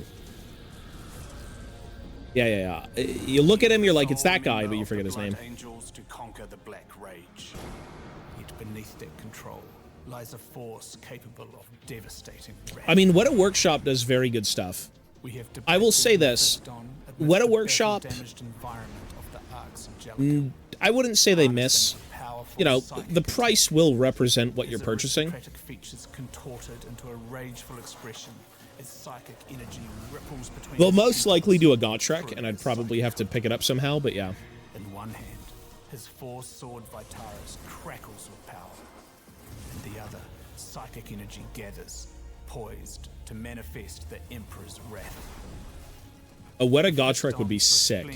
Except they'd make him AOS. They wouldn't do, like, Old World with Felix. I'd love to see, like, a 1/6 scale Felix and Gotrek statue. That would be fucking sick. They won't do that. That'd be cool as fuck, but they won't do that. That would be insane. This looks like a, I don't know, is it a 1/6? Probably 1/6. Portrait of the Lord of Death. He is a figure of awe within the Blood Angels chapter. Make him a figure of awe upon your shelf. I don't know what shelf is going to take that. Won't be a Billy. That's cool. Yeah, Weta does a good job. Weta is... They've had a few things come out for Warhammer already. I'm not sure if people have picked them up. They did some, like, AOS stuff. Like, they've got Squigs, fucking Scragrot they did. And they did a Boingrot Bounder in, like, a smaller scale. Not really sure how popular those are, but yeah. That's cool. Throughout the rest of this weekend, week and weekend, that statue you saw in the video is here. If you want to look at it in person, go and chat to Jules and like learn all about it. Pop down to where the Warhammer shop is, and you can like see it in the flesh. It is exquisite, so it's well worth a visit. While we're talking about licensed things, we have another officially licensed product I'm pretty excited about because they sent one for me to wear. Oh, what is it, Adam?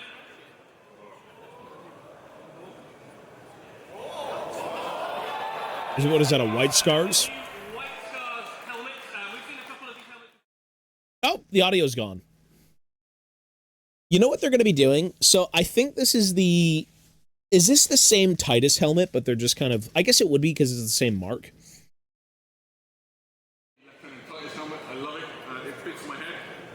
If anybody wondered, my head is colossal. It's like ridiculously big.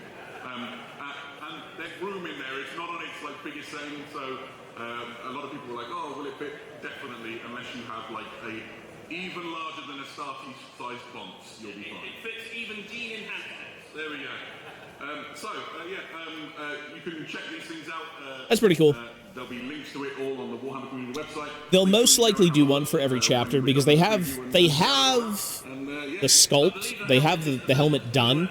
All they have to do is just repaint it every single time and then change out the plaque. Yeah, that seems like an easy thing, sure. We have other exciting news, which is still in the Dark Millennium, and this relates to something coming very soon to Warhammer Plus. Sigma Command, this is Flight Commander Kai. Welcome to Sigma Nova. The Emperor protects. I did see a clip of the new Sisters of Battle animation. It got so much better from what it was initially. Not only is the voice acting phenomenal, but like the animations look really nice compared to where they were when like Warhammer Plus first came out. When it first came out, it wasn't too good. All new animation coming soon to Warhammer Plus, Aeronautica Imperialis. Eddie, what can you say? Yeah, exactly that. So we knew this animation was on its way. We can tell you a few more things about it today. So it's called Aeronautica Imperialis, and as you imagine, it is about the pilots of the Imperial Navy. They are up against Yeah, I'm not sure why. the Eldar pilots of Craftworld's Sam Han, and it is effectively an aerial war of attrition across a frozen world. This will be a 3-part animation, much in the style of other Warhammer animations we've had in Warhammer Plus, one of which finished today. If you've not watched Penitence, go and check it out. It's on Warhammer Plus right now. This will be a 3-part series, and it will explore both the Imperial Navy, and it has a few scenes as well from the Eldar perspective as well. Yeah, absolutely. So right now you can see some of the Eldari fighters in it. Well, it's a fighter, 2 bombers, right? Yeah, that's right. So there's a fighter there, it's Nightwing, and then you've got a couple of Wraith fighters on the side there as well, which will effectively doing the bombing runs trying to take out. Yeah, it wasn't. It wasn't. It's a niche thing. It's a niche thing, but people still like it. It's like Mordheim. Mordheim's gone, but people still love it. They'll still play it. Maybe don't get too attached. Yeah, maybe don't get too attached to any of the characters. This is Kai. She is one of the Imperial pilots, piloting those gunbolts into the sorties against the. This guy says, "Dead game." DOA. DOA. Dead game. Sort of those classic sort of air war movies, Iron Eagle, Top Gun, Battle of Britain, and this hits all of the right buttons for me. There's a dogfight. It's cool that they're doing this, and if it's just a show, it's fine. To meet this guy for the first time as part of it, who's one of the Eldari. Yeah, so this is the kind of lead. Everyone is so toxic on their mainstream. Everyone's pretty toxic. I guess it's just Twitch chat though. So you get to see a little bit into the mind of the Eldar. Overly lobotomized servitor. The audio is pretty bad. Quite hard done by pilots of the Imperial Navy. Yeah, absolutely. And it gives you I wouldn't say passionate. I'd say the animations for the Imperial go get some air. delve into corners of Go get some the air. Warhammer universes, which are unexplored up to now. Yeah, and that is coming in May this year, so only a few weeks. Yeah, so if you want to watch it, make sure you've got a Warhammer Plus subscription, and then it'll be on the Warhammer TV platform. But I have one. I want to watch it We are now. not nearly done yet. Let me watch it right now. In the Warhammer 40,000 universe, but we're going to go and take a look at Kill Team for a minute. They announced Steel Legion coming out. They announced a shit ton of new Guard. They announced, oh, are these, what the hell are these guys? Like, Guard Scouts? We fought Tyranids before. Tyranid Hunters? They're tough. But they drop if you know where to shoot them. We thought we were ready. They're like the Hernkin Pioneers. We're wrong. The Jaegers. They're like the Jaegers. But they're guardsmen with coats. The Red Terror. Wasn't that an old character? Wasn't the Red Terror an old character? Spectre Squad. Call sign Jester. Wasn't it? The toughest throw. I think we're done. No, it's Cadians. Yeah. So this is Kill Team Terror on Devlin, and we'd like to introduce you to the fighting men and women of Spectre Squad, which is a brand new kill team for Kill Team. These are elite scout troops for the Extra Militarum. Yeah, this is effectively a brand new kill team. This is a kind of stealthy. Someone called them the Devlin Chuds. What is wrong with the Warhammer community? What is the Devlin Chuds? I think the stream, I think it crashed. There's 20,000 people watching. Holy shit. Well, that's the reveals, folks. See you next year. Everyone here has been taken out by GW higher-ups. Too many mishaps. Stocks down. Stocks down. Too many mishaps. Well, it's a very old character. Yeah, he was in Metal. It was him and Old One-Eye, right? Those two named characters. And they were horrible to build, if I'm not mistaken, right? It came around like 4th edition? Was it 4th edition 40k? I think it was about 4th edition, right? I was like, it seems familiar, but I can't remember because it was so long ago. Yeah. I think Adepticon's been going on for a while now, no? For a day or two? No, I think you're right. I think it did start today. Yeah. It's cool that they're bringing characters back, honestly. That's what they should do. You know, if you want to bring, I guess, Yarrick back, you'd probably have to write some relevancy to him, but... yeah. Finecast for a bit? Yeah, those were... I remember seeing them. Because I got into Warhammer... I got into 40k through, I think it was 4th edition. And they were heavily advertised through like the Tyranid stuff. I mean, it looks cool. Yeah. That's pretty cool looking.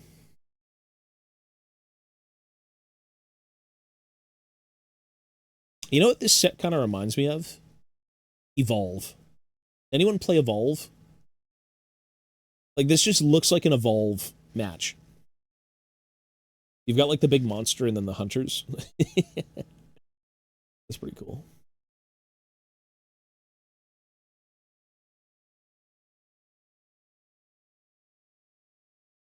This is so embarrassing! Okay, so the audio's broken. And it's on this... Okay.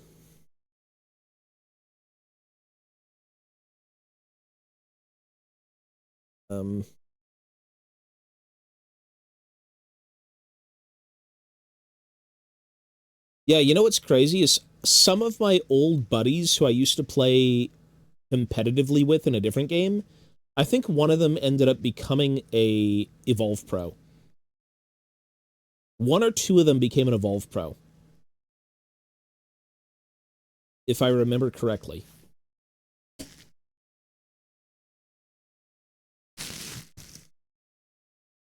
Ugh.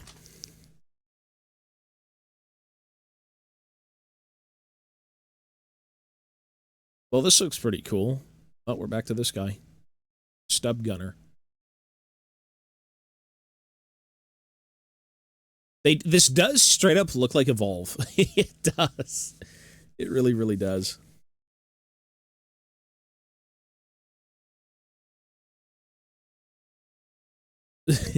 Absolute W stream.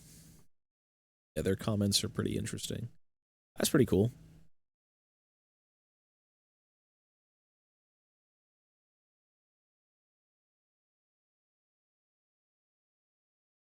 Got some pillars.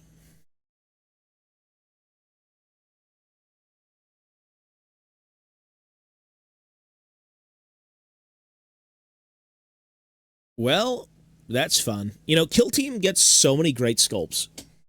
Kill Team, Blood Bowl, Warcry. I mean, they eat good. They really, really do. They eat so good. And then, of course, 40K in turn will eat good. Nemesis Operative is solo? I don't know. I doubt it. You could probably play with somebody. The stream broke before the guard did. Well, the audio was so fucked. There's no audio at all. There's literally zero audio.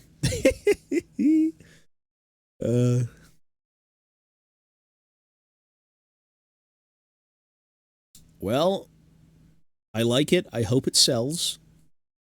Still hope we get some dwarves one day. Hey.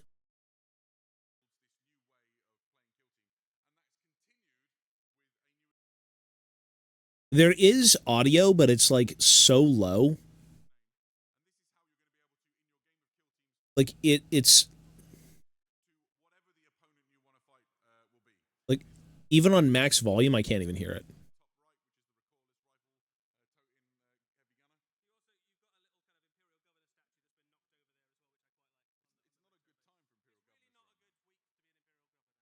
Okay. Yeah. Cool. Yeah. Big fan. Okay. Yay. Yes. Why is the audio so shit?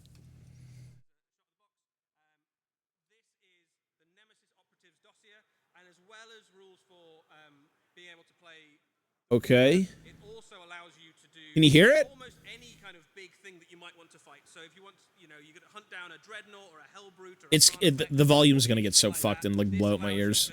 to play those kind of games. Yeah, and there's different ways to play it as There well. we go. One of the examples that the book gives is 2 kill teams going up against each other while a Hellbrute and a Redemptor Dreadnought slug it out in the middle of the battlefield. So there's loads of cool opportunities to have some fun. Of course, you'll need some new Nemesis operatives, so we've got some returning favorites. The Zout! From Blackstone Yeah, Fortress. the Zout! Yeah, so this is the Archivist. He is a Zoat. Zoats are cool. Him in Blackstone Fortress. We are re-releasing We talked about the Zoat earlier. Zoat's cool. And yeah, you can Zoats are bring this guy awesome. along and have your kill team try and hunt him down. Also coming back from Blackstone Fortress, we have another returning Nemesis operative, which hopefully we'll get to see in a second. So the next one up is the Amble. Oh, the Amble's cool too. Yeah, those are OG. A real classic from back Super in the day, OGs. Warhammer. Yeah, super So OGs. Ambles are common to They're worlds cool. across the Imperium. They're effectively an invasive predatory species. Their prey includes humans, so you definitely Everything. if you start an Amble colony on your planet. But they are exactly the sort of thing that would rampage through the middle of a kill team board, messing up the battle that you might be trying to have against your opponent. Fantastic. So that's a whole bunch of great and exciting things for Warhammer 40,000 Kill Team. We're going to take a slight diversion away from AOS. the 41st millennium and go back about 10,000 years now. And have a look at some upcoming releases that you've got planned for Warhammer. Good Christ, I was about to fall asleep.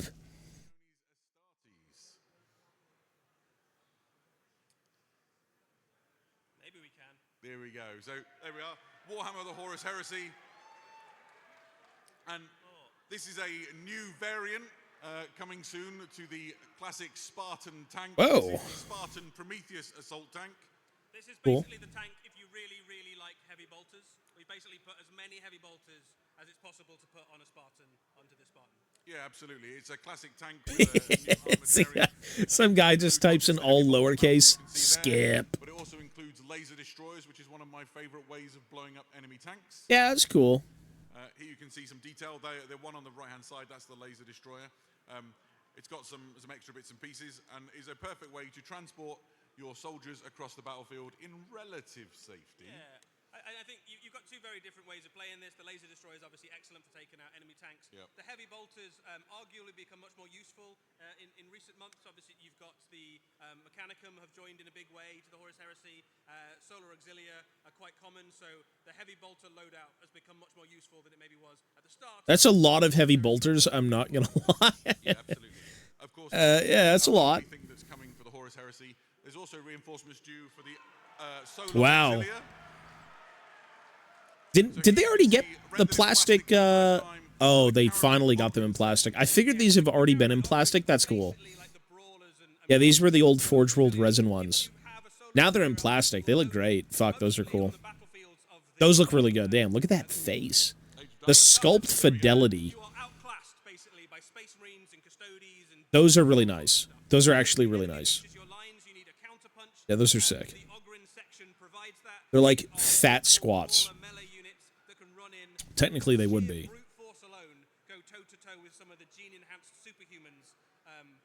No, those look really good. And this isn't the only thing for the Solar Auxilia. They're also It's the blokes. giving additional fire support. Here we can see one of the close-ups. They've got a variety of weapons, but they've also got some heavier weapons coming to bolster the Solar Auxilia. Looks like a thud gun. This is the Rapier fire support battery. Essentially, this is how you tackle enemies you can't see, right? So right now on the screen, there we go. So this is the shooting down variant. It's the classic mole mortar. You can see that guy's clutching. The mole mortar and the thud gun were two things the squats used. I don't know if I'd ever throw that into my army, but that's cool. Coming up inside bunkers and trench lines. Then you've also got the bombard, which is for loosing off multiple shots and raining hell down upon the enemy. Yeah, both of these really cool. You're not a dwarf. My immersion is ruined. Underground or overground. There's also a direct fire version of the Rapier. Steel Legion getting these? Did Steel Legion use thud guns? Shot of that in a second too. Yeah, so the first kit, it makes either of those support weapons for firing indirectly, either the quad launcher or the mole mortar, and then the direct fire kit contains things for shooting in a straight line. So here we go, the classic heavy bolter setup that you might expect to see on a Rapier platform. I do like these. I do think they're pretty fun. This thing became so useful to the Solar Auxilia. This is for the tabletop game. The early battles of the Great Crusade era were fought in space in boarding actions. And so there's a fun fact. If you look at the caterpillar tracks on these things, there's like rubberized nubs running between them. That's so that it doesn't skid around on the deck plating of hulls of enemy ships. So this kit, as we said, it makes a quad heavy bolter. It also has other options. There's a multi-laser. This is the laser destroyer.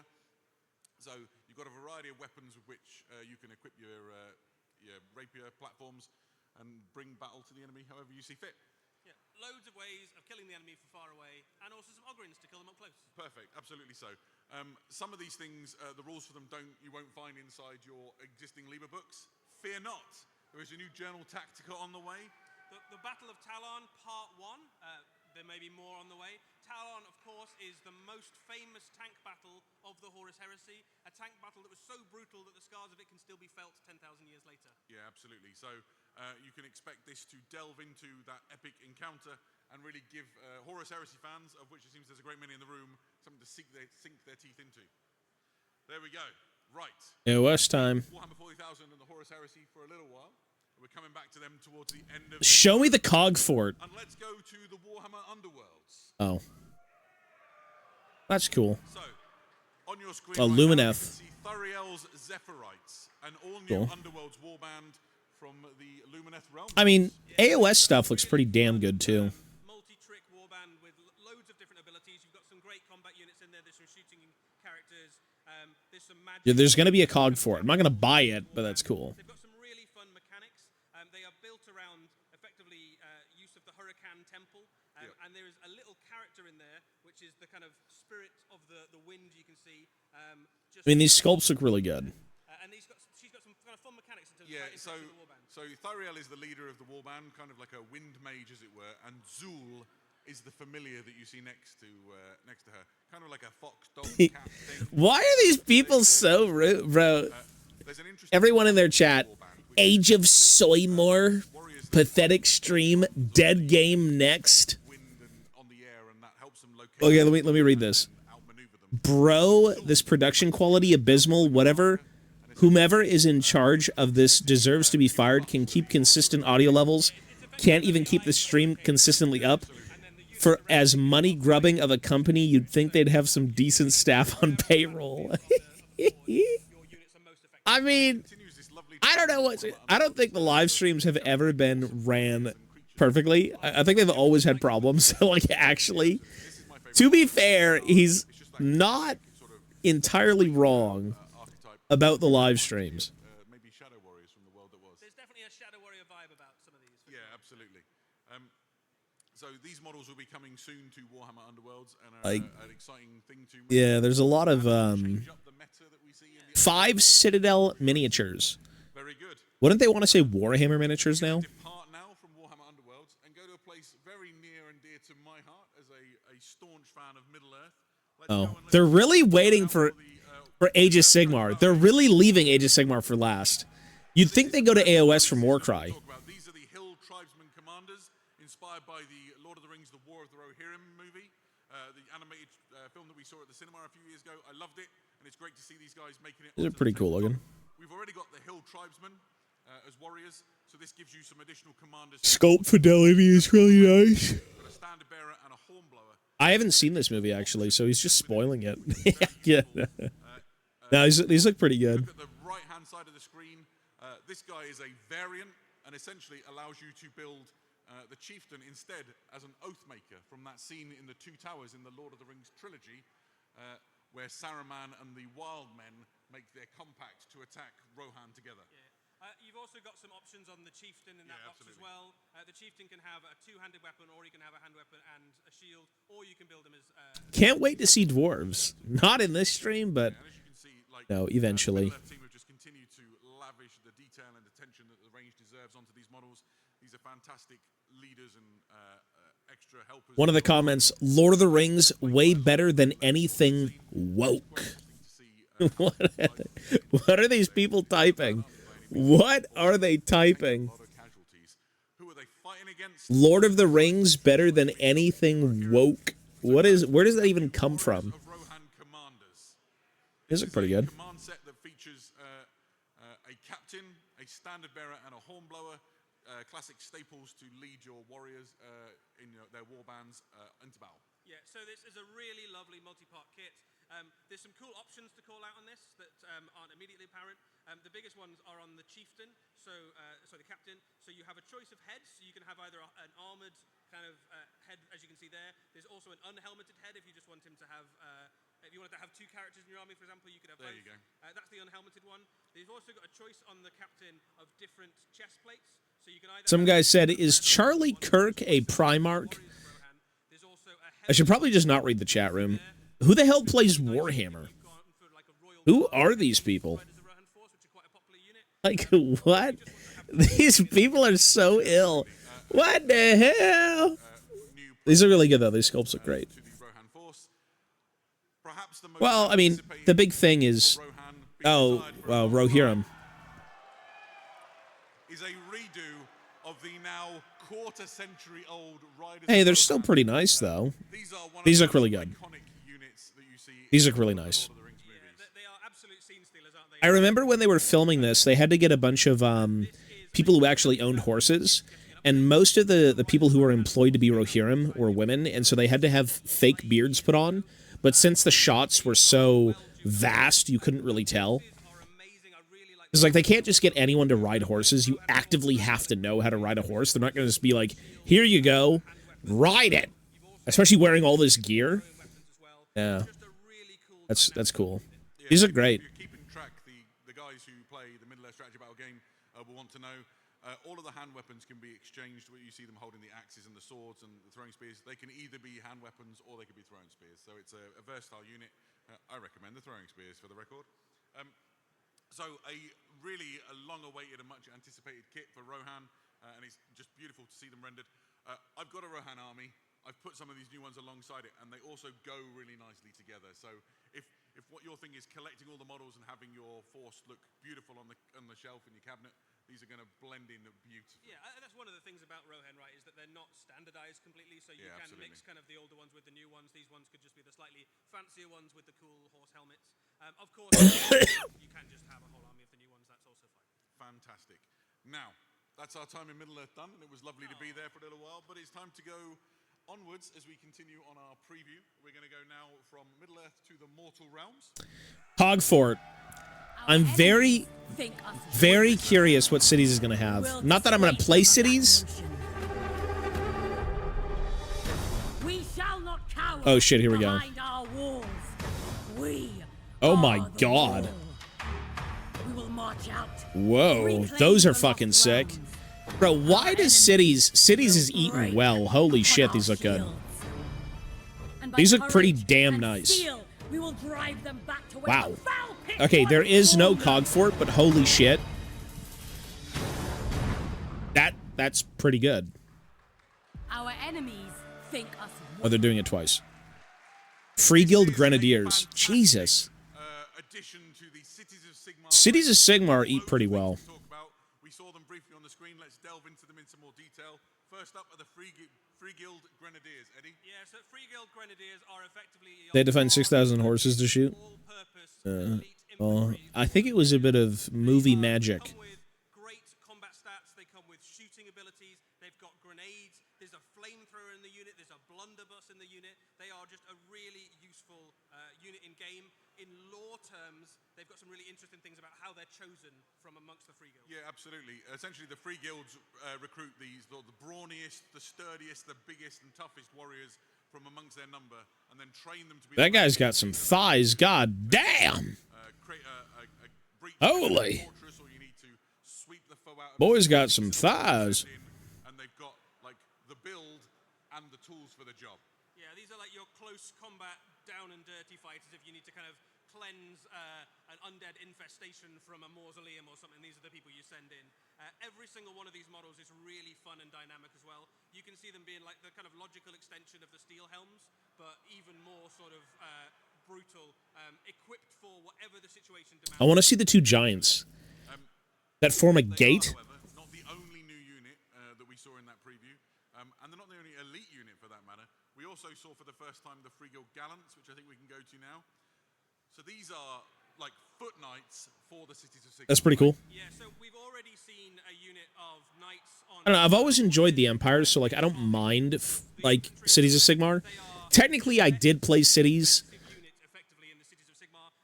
That was like the last thing I was doing with Age of Sigmar for a few editions, but it wasn't humans.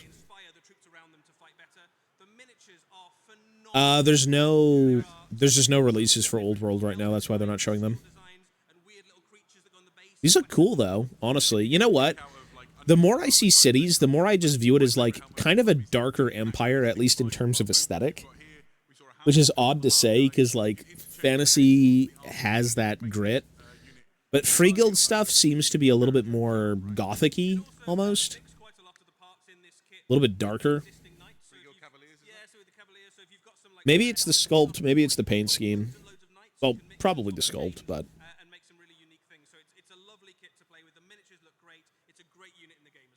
Fantastic. We also saw some new hero models for the Cities of Sigmar.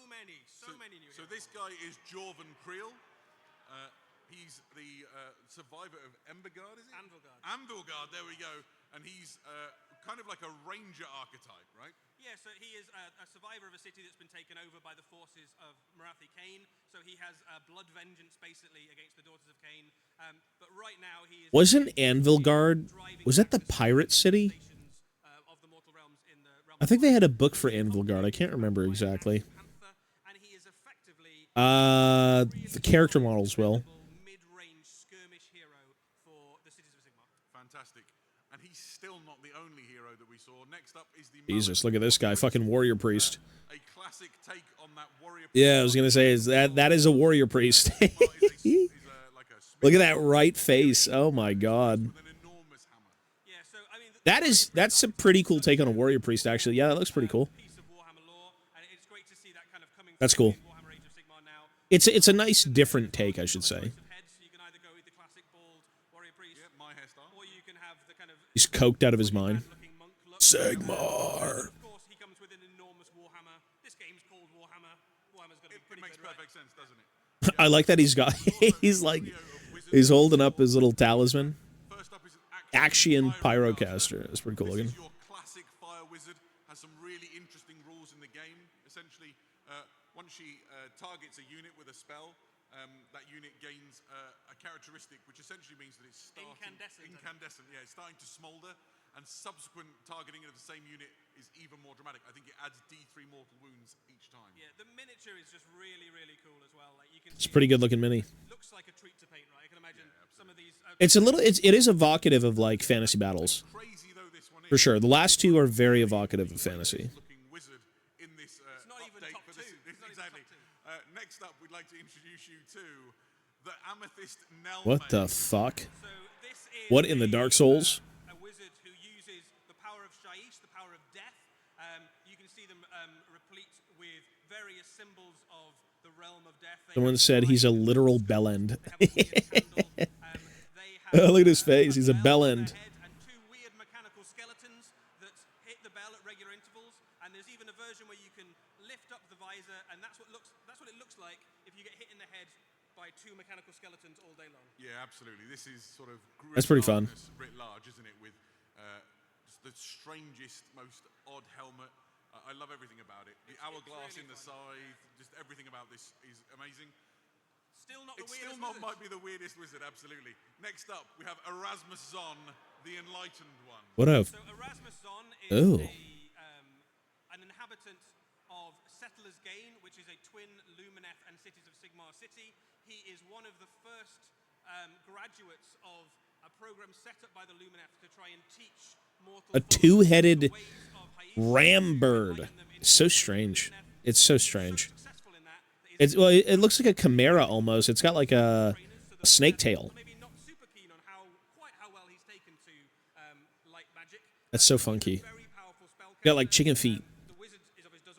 Got bird feet, brother. Yeah, so that is a heliomorph. If you've ever seen one of them before, then you're a better person than I am. It's called Glyphwing, and it is the uncanny combination of a ram, a gryph, and it has a snake for a tail. Yeah, it's basically what happens if you when you're choosing your mount, you tick every box. Absolutely. And it generates that. So it's a really, really fun character, and it fills out another one of those winds of magic that are now accessible to... It's a little bit crazy looking, yeah. Absolutely. Now, we also saw in this the Gate Gargants. These are sick as fuck. That's pretty damn cool. That's fun. That's actually very fun as fuck. That's super cool. They advance like a moving castle as the Dawnbringer Crusades go out so the walls of your castle are made up by your steel helms and your Wait, fusiliers. do those bases look like they join together? Maybe I'm wrong. So they take the charge of the enemy. Hey, what the fuck is that gun, though? Once the enemy's broken, What is that gun? the gates and open up, and your Oh my god. charge out into the middle of the enemy. They sally forth. This is just a really weird, fun, What a funky thing. the Mortal Realms. They fight very Those are cool, though. Gargant level stat lines in combat, and on the back of them they also have that enormous cannon which can make a mess of enemy units at range. So really Salt and pepper. an interesting unit for Cities of Sigmar. These are really cool looking. We also saw, as well as these, a new kit which is known as Dawners Triumph. This is kind of like a floating memorial for the warriors of the Cities of Sigmar as they travel across the mortal realms and launch their crusade. And it's kind of a remembrance of all of the fighters that have given their lives as part of this campaign, right? That's right, yeah. So when they set out on a crusade from one of the major cities, every member of the Dawnbringer Crusades will be given a coin malleus. Those are the coins that you see sprinkled across the bottom of that memorial there. Those are basically the coins of the warriors. Yeah, those are, For the crusade. oh, that's cool. And start a city. You can imagine that this memorial will form an iconic part of that city somewhere in the landscape. So this is a memorial they take with them. In game terms, it offers you buffs to units around it, so they fight harder in its presence. Yeah, absolutely. There's also, for the Cities of Sigmar, a new Regiment of Renown on the way. This is Vendenst's Hound. Vendenst are famous for hunting down sort of the esoteric enemies of the Cities of Sigmar, so maybe they're hunting down the Soul-Blight Gravelords or demons or other things. Yeah, so you can add this effectively into other Order armies. Yep. So if you're going up against demons, undead, enemy wizards, that sort of thing, these guys have the tools to take it down, to track their enemy, bring them to heel, and then put a stake through their heart. Yeah, and they're accompanied into battle by the units of the Wildercore Hunters, so the perfect accompaniment to scout out the enemy, to locate them and maybe sort of keep them in place with the missile fire. That's a lot of stuff for the Cities of Sigmar, right? Damn, Cities ate well, bro. Cities and Guard are eating really well. Do you want to see some more? Cog Fort. Cog Fort? Let's show you the next video. Aye, we persist in an age of monsters. It's the Cog Fort. And there are foes that faith and valor Why does it sound like a alone dwarf? cannot best. That's the Cog Fort. Holy shit. Sigmar They against made a us. Cog Fort. That's Take fucking heart, cool. Warriors of What the a God funky King. fucking thing, bro. What a funky In the goddamn shadow of thing. behemoths, They made the the Cog Cogforts Fort. of the Iron That's Realms cool. march with us, with cannon. I wonder if and there's a dwarf flame. in there, though. We will drive back Because the enemies Ironweld of has Sigmar. dwarves. With such engines of war at our side, It's not, doesn't sound like a how dwarf can anymore, mere but yeah. monsters stand against us? Damn. The Cog Forts. That's, so they did have a Cog Fort. That's crazy looking. Here we have... That's the cool. crowd has gone wild in the room. Here we have a fantastic new centerpiece model That's for cool. the Cities of Sigmar armies. These are the Cog Forts, and right now on your screen... They're you so have the funky. Cannonade Cog Fort. I love this model so much. It is Don't get night. Well, I'm going to bed soon, but yeah. People who've collected Cities of Sigmar have basically been waiting for this kit. This thing has been on. Hinted at in some Yeah. of the early battle Yeah. phases of the edition. It is finally here in glorious plastic, and it is well worth waiting for. That's cool There's looking. So much to talk about in this kit. Yeah, we've seen this hinted at in some of the artwork and stories, and even in the background of one of the scenes in an animation. This is the Cannonade Cog Fort. It's the first one we'll talk about. Essentially, it is a walking fortress equipped with two massive cannons. It's got point defense guns. It's powered by a Duardin forged boiler. You can see on A the left. dwarf forged Everything boiler you want is what runs it. to carry the Crusade of Sigmar into the mortal realm. It's time. The shooty version of the Cog Fort, right? So the gun on the back is called a Godbreaker cannon. It is very, very good at killing almost anything. One of the cool things about it is that when you shoot it, you get to choose a different type of ammunition each time you fire. So if you're shooting at something that's got What a crazy looking thing, eh? It's so Age of Sigmar. It's so fucking weird, but it's so Age of Sigmar. probably the most dangerous ranged war machine in the game. Absolutely. And it's not the only Cog Fort that this kit makes. We also have the option for the Conqueror Cog Fort. This is a different proposition entirely. It is equipped with a Realm Scorcher cannon. AOS is doing pretty good with cities. Cities is shaping up to be a very cool looking range. It kicks out 6d6 shots when it fires, which is 6d6 shots. the other thing it's got in its belly, instead of a cannon, you effectively have a drawbridge and sallyport. You can transport a unit inside the cogfort, and There's then charge out of a the drawbridge that you can transport a unit with. the back of the enemy forces with your shooting. That's crazy. Charge into the still Imagine running a few of these into the enemy and having a bunch of people fly out. They're just like fucking Gorkonauts. Yeah, absolutely. Let's look at some of the details of these kits. Is there a dwarf here? Some of the things we've talked about. The first one would be in the top right-hand. Maybe? corner of the screen, No, I don't think there you is. see Now, what the interior looks like if you lift off that roof. Yeah, so there's loads of I mean, so much detail damn. in this kit. That looks Before pretty I talk good. about the different types of ammunition you can fire, you can see the different types of ammunition stacked up behind the gunners. So it's almost like a mini diorama inside the Holy kit. shit. You can also see the sally port That's crazy looking. down if you want to. You can roll it out of the I'm not buying it, but that's so... This is... troops charging down the front there into the enemy. Age of Sigmar's eating pretty good, man.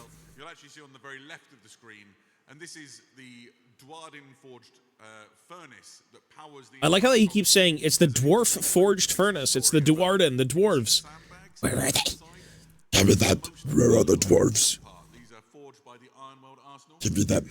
And if everything's going wrong, they'll launch a hot air balloon device out of the top, power it by the furnace, detach it from the cogfort, and fly it away, because that's the bit you have to save. Yeah, the engine basically of the cogfort is the valuable part. That's what the enemy's trying to get. The engine of the cogfort is the valuable part. If the cogfort goes down, an air balloon pops out of the top of it and pulls it away into the sky. It's funny. It's made by dwarven hands. Adam, you can have an army of renown that is entirely made up of cogforts. It is called the Iron March, and effectively it does a few things. So first of all, it gives you a bunch of extra rules if you really just like cogforts and you want to just have lots of them. The other This is, it's crazy looking, bro. The guys on top look dwarf proportioned. I don't think they are. I don't think there's any dwarves here. The dude on the right, see the big one on the left here, but the gunner on the right, it looks a little bit chunky, but no, I don't think so. The only other unit you can include in this army is the Free Guild Gallants, which basically give you a way to have something inside the Conqueror Cogfort to charge out the front.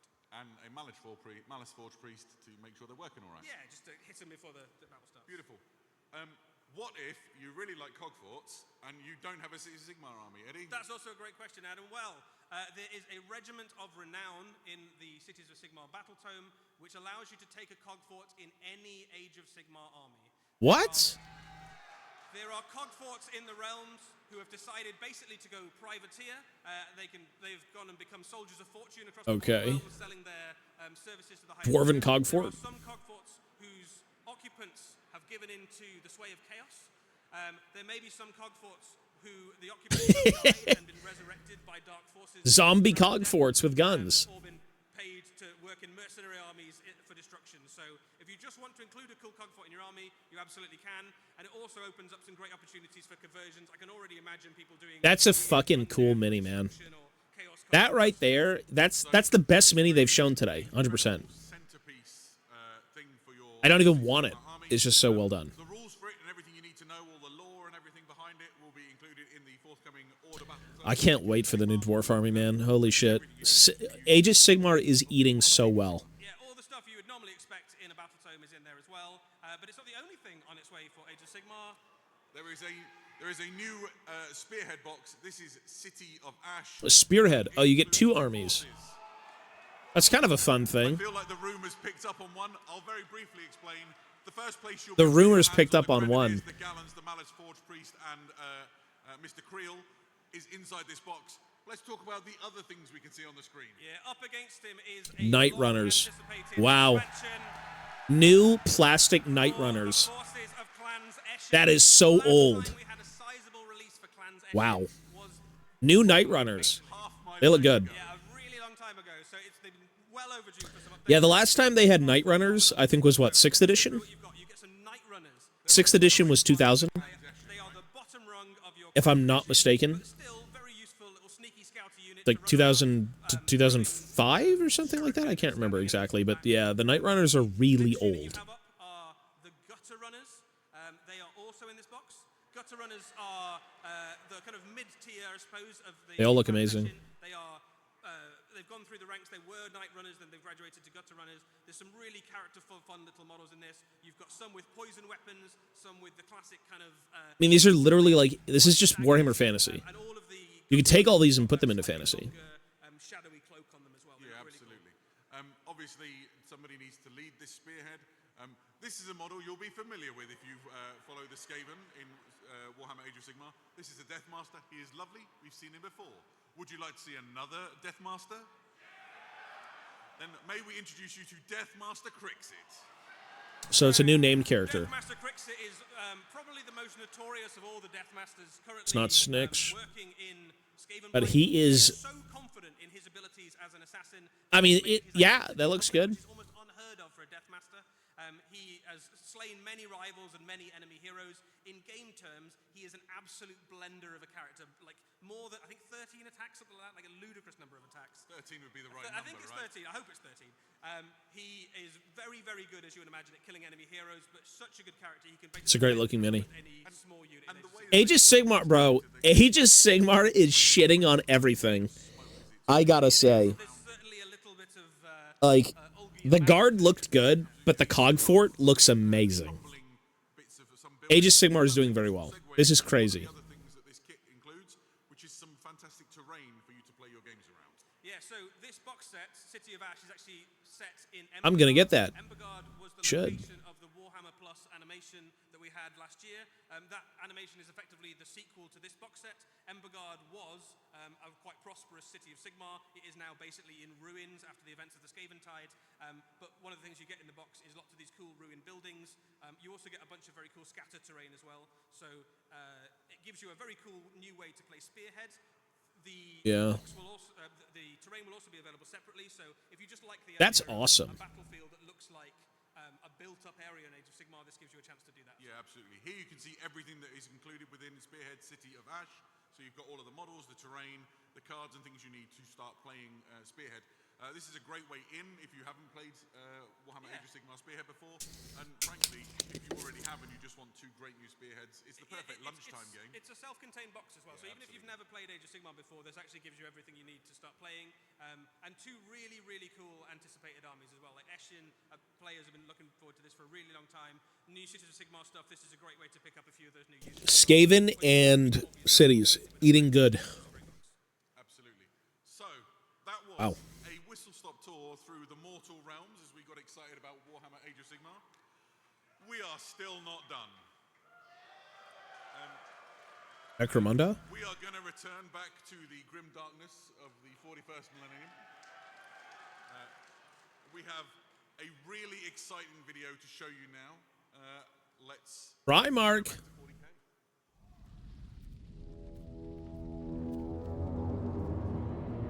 What is this, 11th edition?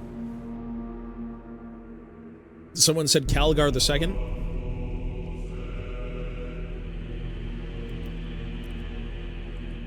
Armageddon, the war world. Its soil is worthless, salted by the blood and sweat of generations. Is this Total War? Or Dawn of War, maybe? It's one of them. War It's is all that remains.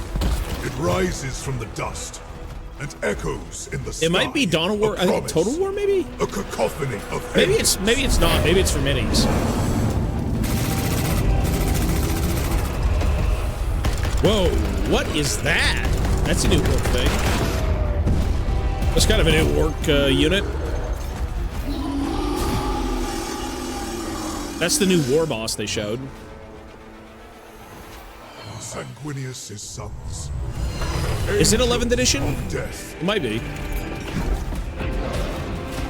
We belong. That's a pretty cool looking, like, weird dread. It's like a mech Our walker. veins burn with his wrath. Our twin hearts hammer with his rage. War is all that we know.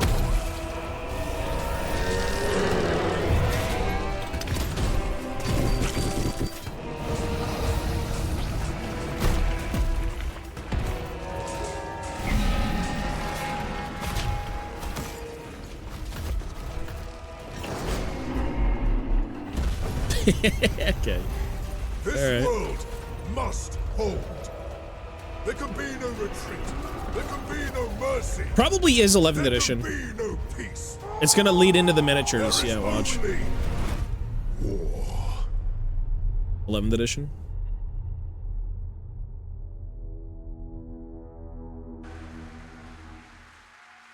Okay. Ladies and gentlemen, this is the new cinematic trailer for a new edition of Warhammer 40,000. So there's gonna be a new orc mech. Did you like what Walker? you saw? Let's talk about it for just a minute, because I thought that was amazing. Yeah, we saw some very, very cool stuff in there. Obviously, there's some Blood Angels in there. There's some Orcs. We're going back to Armageddon. Very cool location. There was some units we've maybe not seen before. That new big... New weird boy. I don't think we'd ever seen one of those. Yeah, absolutely. And a classic returning unit, slightly redesigned in a land speeder that, like, very familiar for those classic Landspeeder fans. That looked a little bit like Vanguard veterans to me as well. Absolutely so. Bit, maybe. Yeah. So there's a lot to like in that trailer. My favorite moment was, I think for many people might agree, when the chaplain really gets in amongst it. I think my favorite moment is when the Orc Psyker just kind of vomited across everybody. That was and good. then he takes a Croesus to the face. Ah, he had his fun. He had his fun. Love it. So an incredible way to announce a new edition of Warhammer 40,000. We're really excited to talk to you about that for a few minutes now. So let's start by diving into the game. It's new 40K. Try and look surprised. It's new Warhammer 40,000. Let's talk about the game. Eddie, what can you tell us? Yeah, so a new edition of Warhammer 40,000 obviously means a new core engine to drive this edition. That means loads of changes to all sorts of aspects of the game. We're going to talk about some of those in a little bit. We're going to give you an idea about some of the things that might be changing and what it means for you in your game. But it means so much more than just the rules. It also means new cool stuff about the lore and the universe. You got a little bit of a hint of it there. We are going back to Armageddon, which is obviously one of the most important and pivotal and, I guess, coolest locations. It's just such an iconic setting for Warhammer 40,000. There's the Kriegers. We set it up really in an interesting way with the return of Garrick, and we're going to continue telling stories here. It does feel a little criminal looking at Kriegers like that on Armageddon. It feels a little weird. It certainly does. The return of Yarrick, what happens before the events of this new edition. Effectively, you have the Imperial forces, the human forces of Armageddon are bracing for this enormous wave of orcs that is bearing down on them. Wazdacker is in the lead. Because I see them as Kriegers, or not Kriegers, Steel Legion. I mean, that's just, everyone's going to say the same thing. Enormous new Space Marine crusade, which is composed of all sorts of different chapters. The Blood Angels are obviously there, but you also have lots of other ones. The Ultramarines. We saw Ultramarines in the video, Yeah, right? Ultramarines are there as well as things like Black Templars, the Salamanders, the White Scars are there, all the classics. So it's a classic Space Marine crusade force returning. It's a good old-fashioned Space Marine crusade. Once again to the war world. Yeah, and if you know anything about orcs, you know that the chance of a fight being bigger just brings more of them in. This is Gazgol's third run at it now. The war that's going to hit this world is like nothing we've ever seen before. Absolutely, yeah. Right, so in addition to talking about the setting, we should show you what the launch box looks like. Pretty cool. This is Warhammer 40,000 Armageddon. It is a new launch box for a new Wonder if they're going to show the You minis. see in that artwork, something quite nostalgic is happening. Anybody old enough in the room might be getting the same feeling in their heart as me. This really reminds me of my youth. Here you can see we're going to do an interesting thing with the graphic. Yeah. It's a lot like the second edition of 40K to look at, but realized in fantastic, like, new artwork. Yeah, there's some lovely little touches there that kind of nod to this original piece of artwork. Things like the heavy support space. Wasn't that a John Blanche piece? It really is kind of like a one-to-one almost, yeah. That piece of artwork, obviously, from one of the earlier wars for Armageddon. We are going back there with the Vengeance, and the Blood Angels and Orcs are taking center stage. A couple of things to say about this box as well. We're going to tell you a little bit more about some of the things that might be in this box today. We're not going to tell you everything. Some of that will be coming later. But this is an enormously cool box with loads of new Space Marines, loads of new Orcs, and all the rules and stuff that you'll need. Absolutely. So let's, we imagine lots of you in this room want to know a bit more about the rules and what you can expect to change in the way you play, right? You're here to play games this weekend. So let's talk a little bit about those rules. And let's start with our first point, which is we want to talk about that unified experience. Yeah, so right now in Warhammer 40,000, you have the idea of narrative play and the idea of match play. And what that's kind of meant is that we kind of have two pools of people. And never the twain shall meet. And who play Warhammer 40,000. And what we think actually is that every game of Warhammer 40,000 should feel like a rich and immersive narrative. Whether you're playing at home or you're playing at the top tables of a tournament, every game should feel balanced and exciting, and you're never sure who's going to win. So we are sort of breaking down some of the barriers between narrative play and match play, so that generally all of your games should feel balanced, and narrative is injected into the heart of all ways to play Warhammer. Everyone's so angry. A lot of people will have questions about the current rules that they've got available to them, so we can maybe reassure you. At launch, your codex still works. So this is a really important point. In some editions of Warhammer 40,000 in the past, we have seen what's sometimes referred to as like a re-indexing of the edition. Absolutely. That isn't happening this time round. If you have a codex at home today on your shelf, that will continue to work until that codex is eventually replaced over the normal course of releases. That also applies to the campaign books that are being released. So if you picked up the 500 Worlds or Maelstrom, or you're looking at the Return of Yarick, all the rules in those will still work in the new edition. Fantastic. If you want new ways to use the models you've got in your collection, or an excuse to get new models, there's going to be loads of new detachments coming. 70 new detachments. Jesus. Yeah, so this is really big. Right on the first day of the new edition, there will be over 70 new detachments for Warhammer 40,000 for loads of different armies, which will immediately shake up the way that you play. And give you loads of new options in terms of being able to put units on the table in fun and exciting ways. A lot of them focus on units that maybe haven't had a chance to shine in the current edition. They haven't had a chance to shine, so they're in new detachments. Go buy the minis. That's cool. Novel and interesting thing for players to sink their teeth into, right? Your codex is existent already, but there's going to be a new thing for you to get to grips with right away. Yeah, and the detachments actually The audio is still terrible. Slightly different way to the current detachments as well. You can continue to use your current detachments, but there will also be a different way you can put together your army. One of the advantages of the detachments You may get lucky, who knows? ones we'll see in the future is that the detachment system is now modular. So, for example, if you have an army that contains Terminators and bikes, like you, and you wanted, I want some special rules for my bikes, but I also like some special rules for my Terminators, you can now take two smaller detachments and combine them together to create an army that works exactly as you would imagine your army should work. That's pretty cool. Absolutely. And this is going to really shake things up, right? Oh, there's some applause in the room. For loads of us who've enjoyed Warhammer 40,000, what we want is to be able to sort of build an army that fits our imagination from those great stories that we've read and those iconic scenes, and this is going to enable you to do that in a way which could be quite competitively rewarding, you know, and do some really interesting things to the game. Definitely you can pull it in a very competitive way and kind of build a great combo. Or just completely forge the narrative, But right? it's kind of designed really to let you absolutely have your army work the way you imagine it would. Some of the shots we saw just then on the previous slides will give you an idea. Everyone is spamming bits. Some of them are fairly specific to certain units. So, for example, there is one that lets the Emperor's Champion really shine if you've got a Black Templar's army. Fantastic. There is one of them that lets Cornate Demon Engines have a boost if you're picking up one of the new Defilers, for example, and you've got a Khorne army, you can make those great. There's one that's a very stealth-themed army for Tau, so you can have stealth suits and ghost kills and things like that. Perfect. So next up, we should talk about how the fact that we've got some things to talk about with regards to objectives. Yeah, so this is interesting. This one is pretty big. So right now when you play Warhammer 40,000, scattered across your tabletop, your beautifully painted tabletop, your beautifully painted armies and your beautiful terrain are scattered some weird circles that your guys have to go and stand on. There are no more objective marker circles in games of Warhammer 40,000. Instead, your troops will be battling over pieces of terrain. Taking and putting models onto pieces of terrain will be how you take them, and it immediately changes the way that you look at taking objectives. Rather than just moving to take a circle, you are trying to take a key bunker, capture a relic, take a key position on the battlefield. The idea is that your games will focus on the things that What an interesting thing. It has to, you have to take over terrain to get points, which will be skewed towards certain sizes.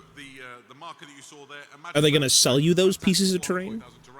And that's the thing that your soldiers Probably. fight and die for. Yeah. One of the other things that's going to change in terms of missions is going to be that the detachments that you choose will dictate the types of mission that you play. When an army goes into battle, it doesn't just go out with the intent of playing. Yeah, I was going to say, you probably have to buy those pieces of terrain. You usually have a mission. It will be assigned, you have been sent out to disrupt the enemy's plans, or to capture ground, or just to kill as many things as you take as many can. heads as you can. So there is a new system called Forced Disposition, which your detachments will unlock. And when you come to play a game, you and your opponent compare your forced dispositions, and that will generate the mission that you play. So if your mission is to take ground, and your opponent's mission is to take heads, you will be given a mission to play that means that both of you are trying to enact the narrative that your army brings to the table. Really exciting. Pretty cool. Next up, we should talk about some of the specific rule changes. The first up is that there's no more stratagem stacking. Yes.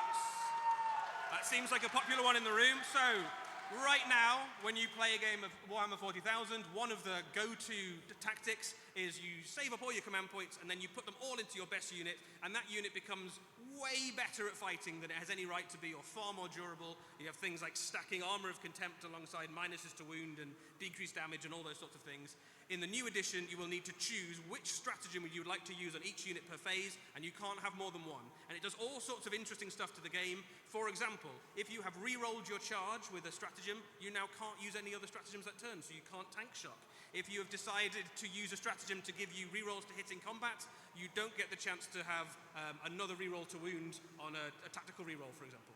It's going to really shake things up in an exciting way. We should also talk about a change which is going to affect in particular the early phase of the game, which is the ability for units to stay hidden. Yeah, so this is a really big one, especially in terms of how you're going to deploy your armies.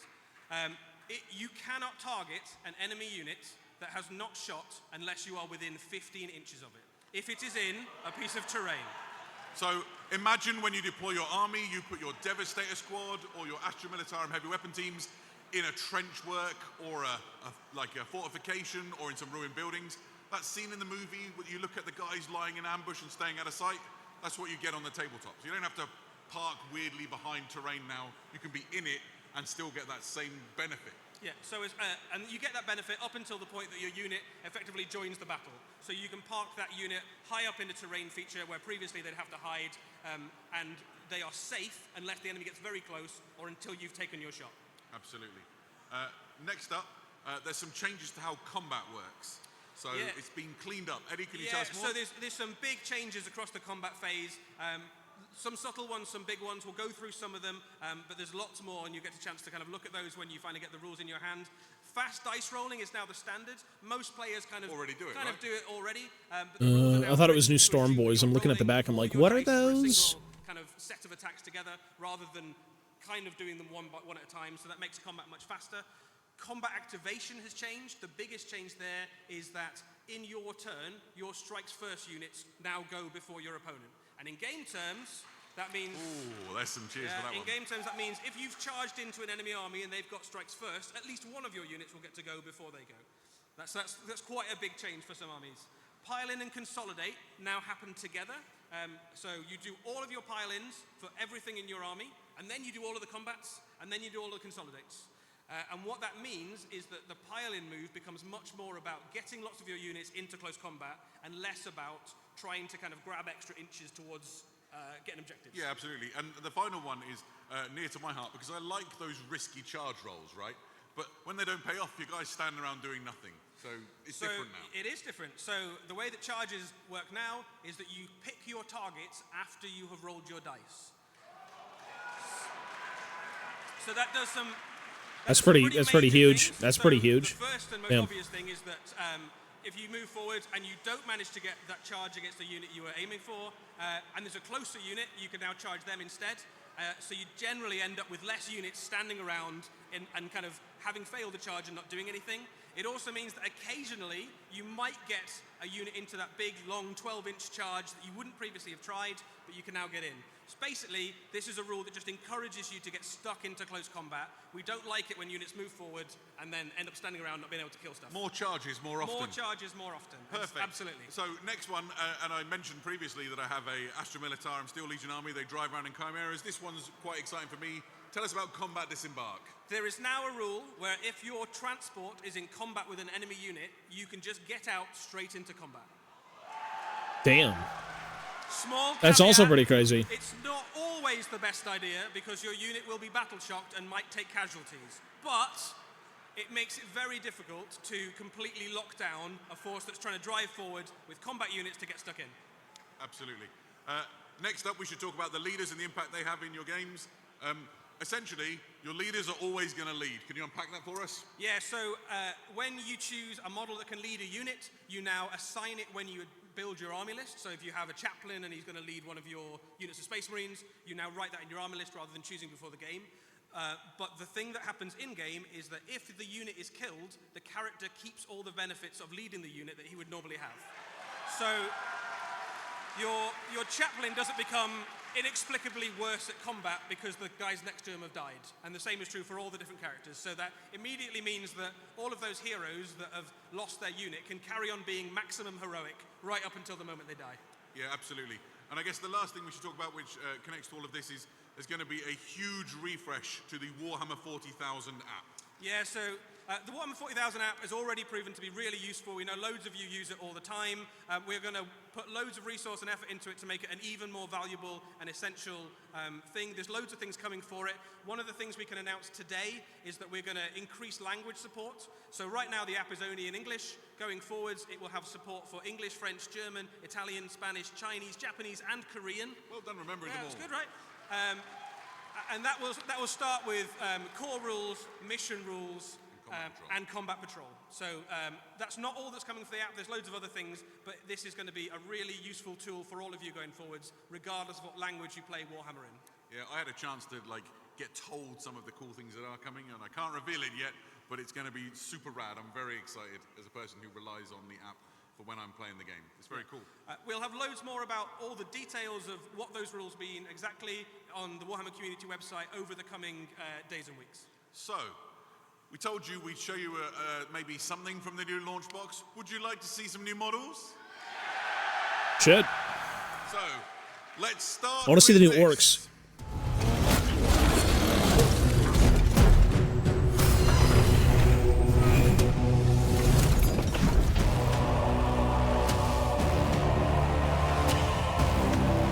Space Marines! It's intercessors. All right.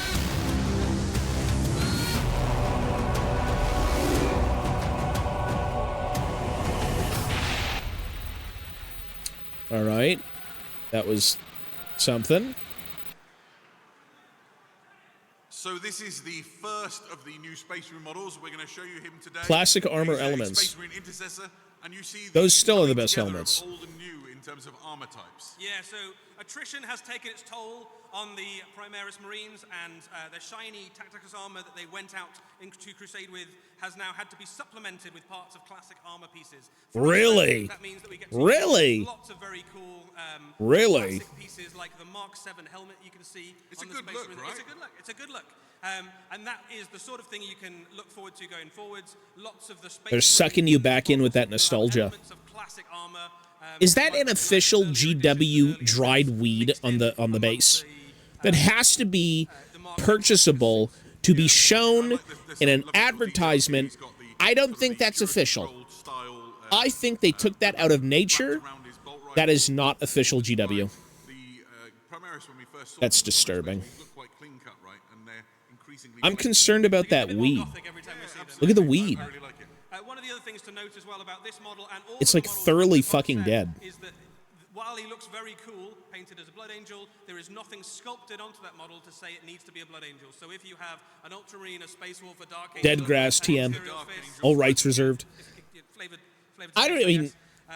They usually do show. It's crazy to think that that probably isn't though. Would you like to see something from the other side? Yes, please. Let's see an orc The weird boy maybe? Yeah, the weird boy. Or the big mech is so. That's a mech walker.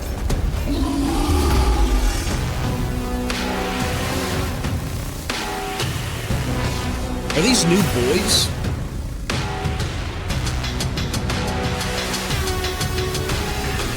Pretty cool.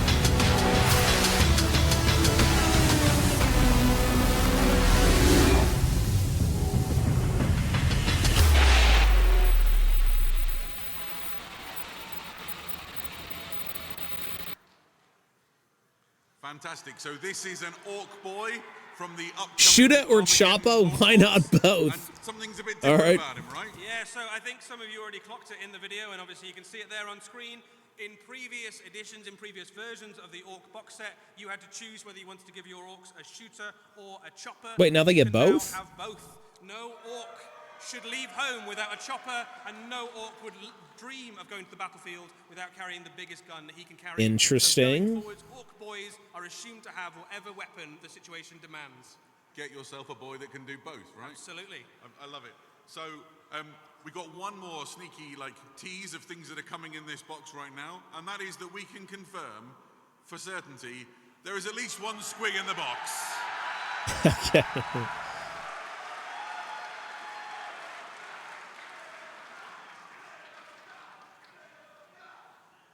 That went down quite well.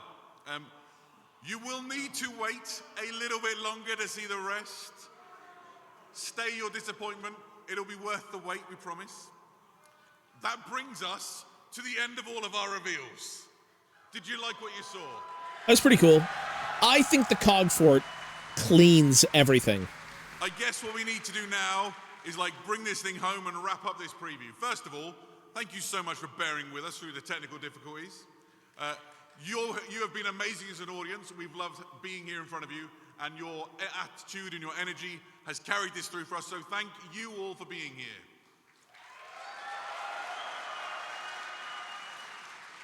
We've had so much to show you. It's been really exciting. We've delved into Warhammer 40,000 and Kill Team, Horus Heresy, the Warhammer Plus TV show, all of that great stuff from the licensees, the new Mephiston. Make sure you check them out downstairs if you're here at Adepticon. Our friends at Joy Tour with the Space Marine helmet. Underworlds, Warhammer Age of Sigmar with the incredible Cogfort, and the biggest news in years and years with a new edition of Warhammer 40,000. Eddie, what was your favorite thing in the show? I mean, obviously I'm very excited about a new edition of Warhammer 40,000, but I am immediately going to buy a Cogfort the second it's available. You've been kidding about that since I have been saw so excited about the Cogfort. So I'm going to have 5. I am completely taken with Commissar Graves and Vigilance. I need that in my life so bad. But I'm very excited about a lot of the things that we saw and showed. Right, don't forget, guys, if you haven't already, subscribe to the new Warhammer 40,000 official YouTube channel so you can get all of access to these videos and other Pretty videos cool reveals, honestly. Lead up to the launch of the new edition. What remains is to thank a bunch of people. First of all, raise some noise for the people who are hosting it. Pretty cool edition, or not edition, rather showing. The Guard and Cities ate so well. I can't wait to see what happens to dwarves. Technically the Votann did well, the squats on Necromunda did well. I mean, Age of Sigmar dwarves, they're going to be next, for sure. Baseline humans win. They won. This whole event, they did the most, for sure. All right, anyways, folks, that is the preview done. They're just going to end. Folks, that is it for me. I need to go to bed. It is past my bedtime. It's almost 11. Pretty cool reveals. I don't think there's anything for me exactly, but it was cool to see the Cog Fort. The Cog Fort has been one more model. No, there's nothing. Will I pick up a Cog Fort for the Kazalid holds? Let's see if they even allow that. Technically, they said they would, but yeah. I'd probably make it some giant, dwarven monstrosity. Anyways, folks, have yourselves a great night. Thank you for hanging out. Cool reveals. I did like them. With that being said, I am going to go to sleep. So you all take care of yourselves. Be well, stay safe.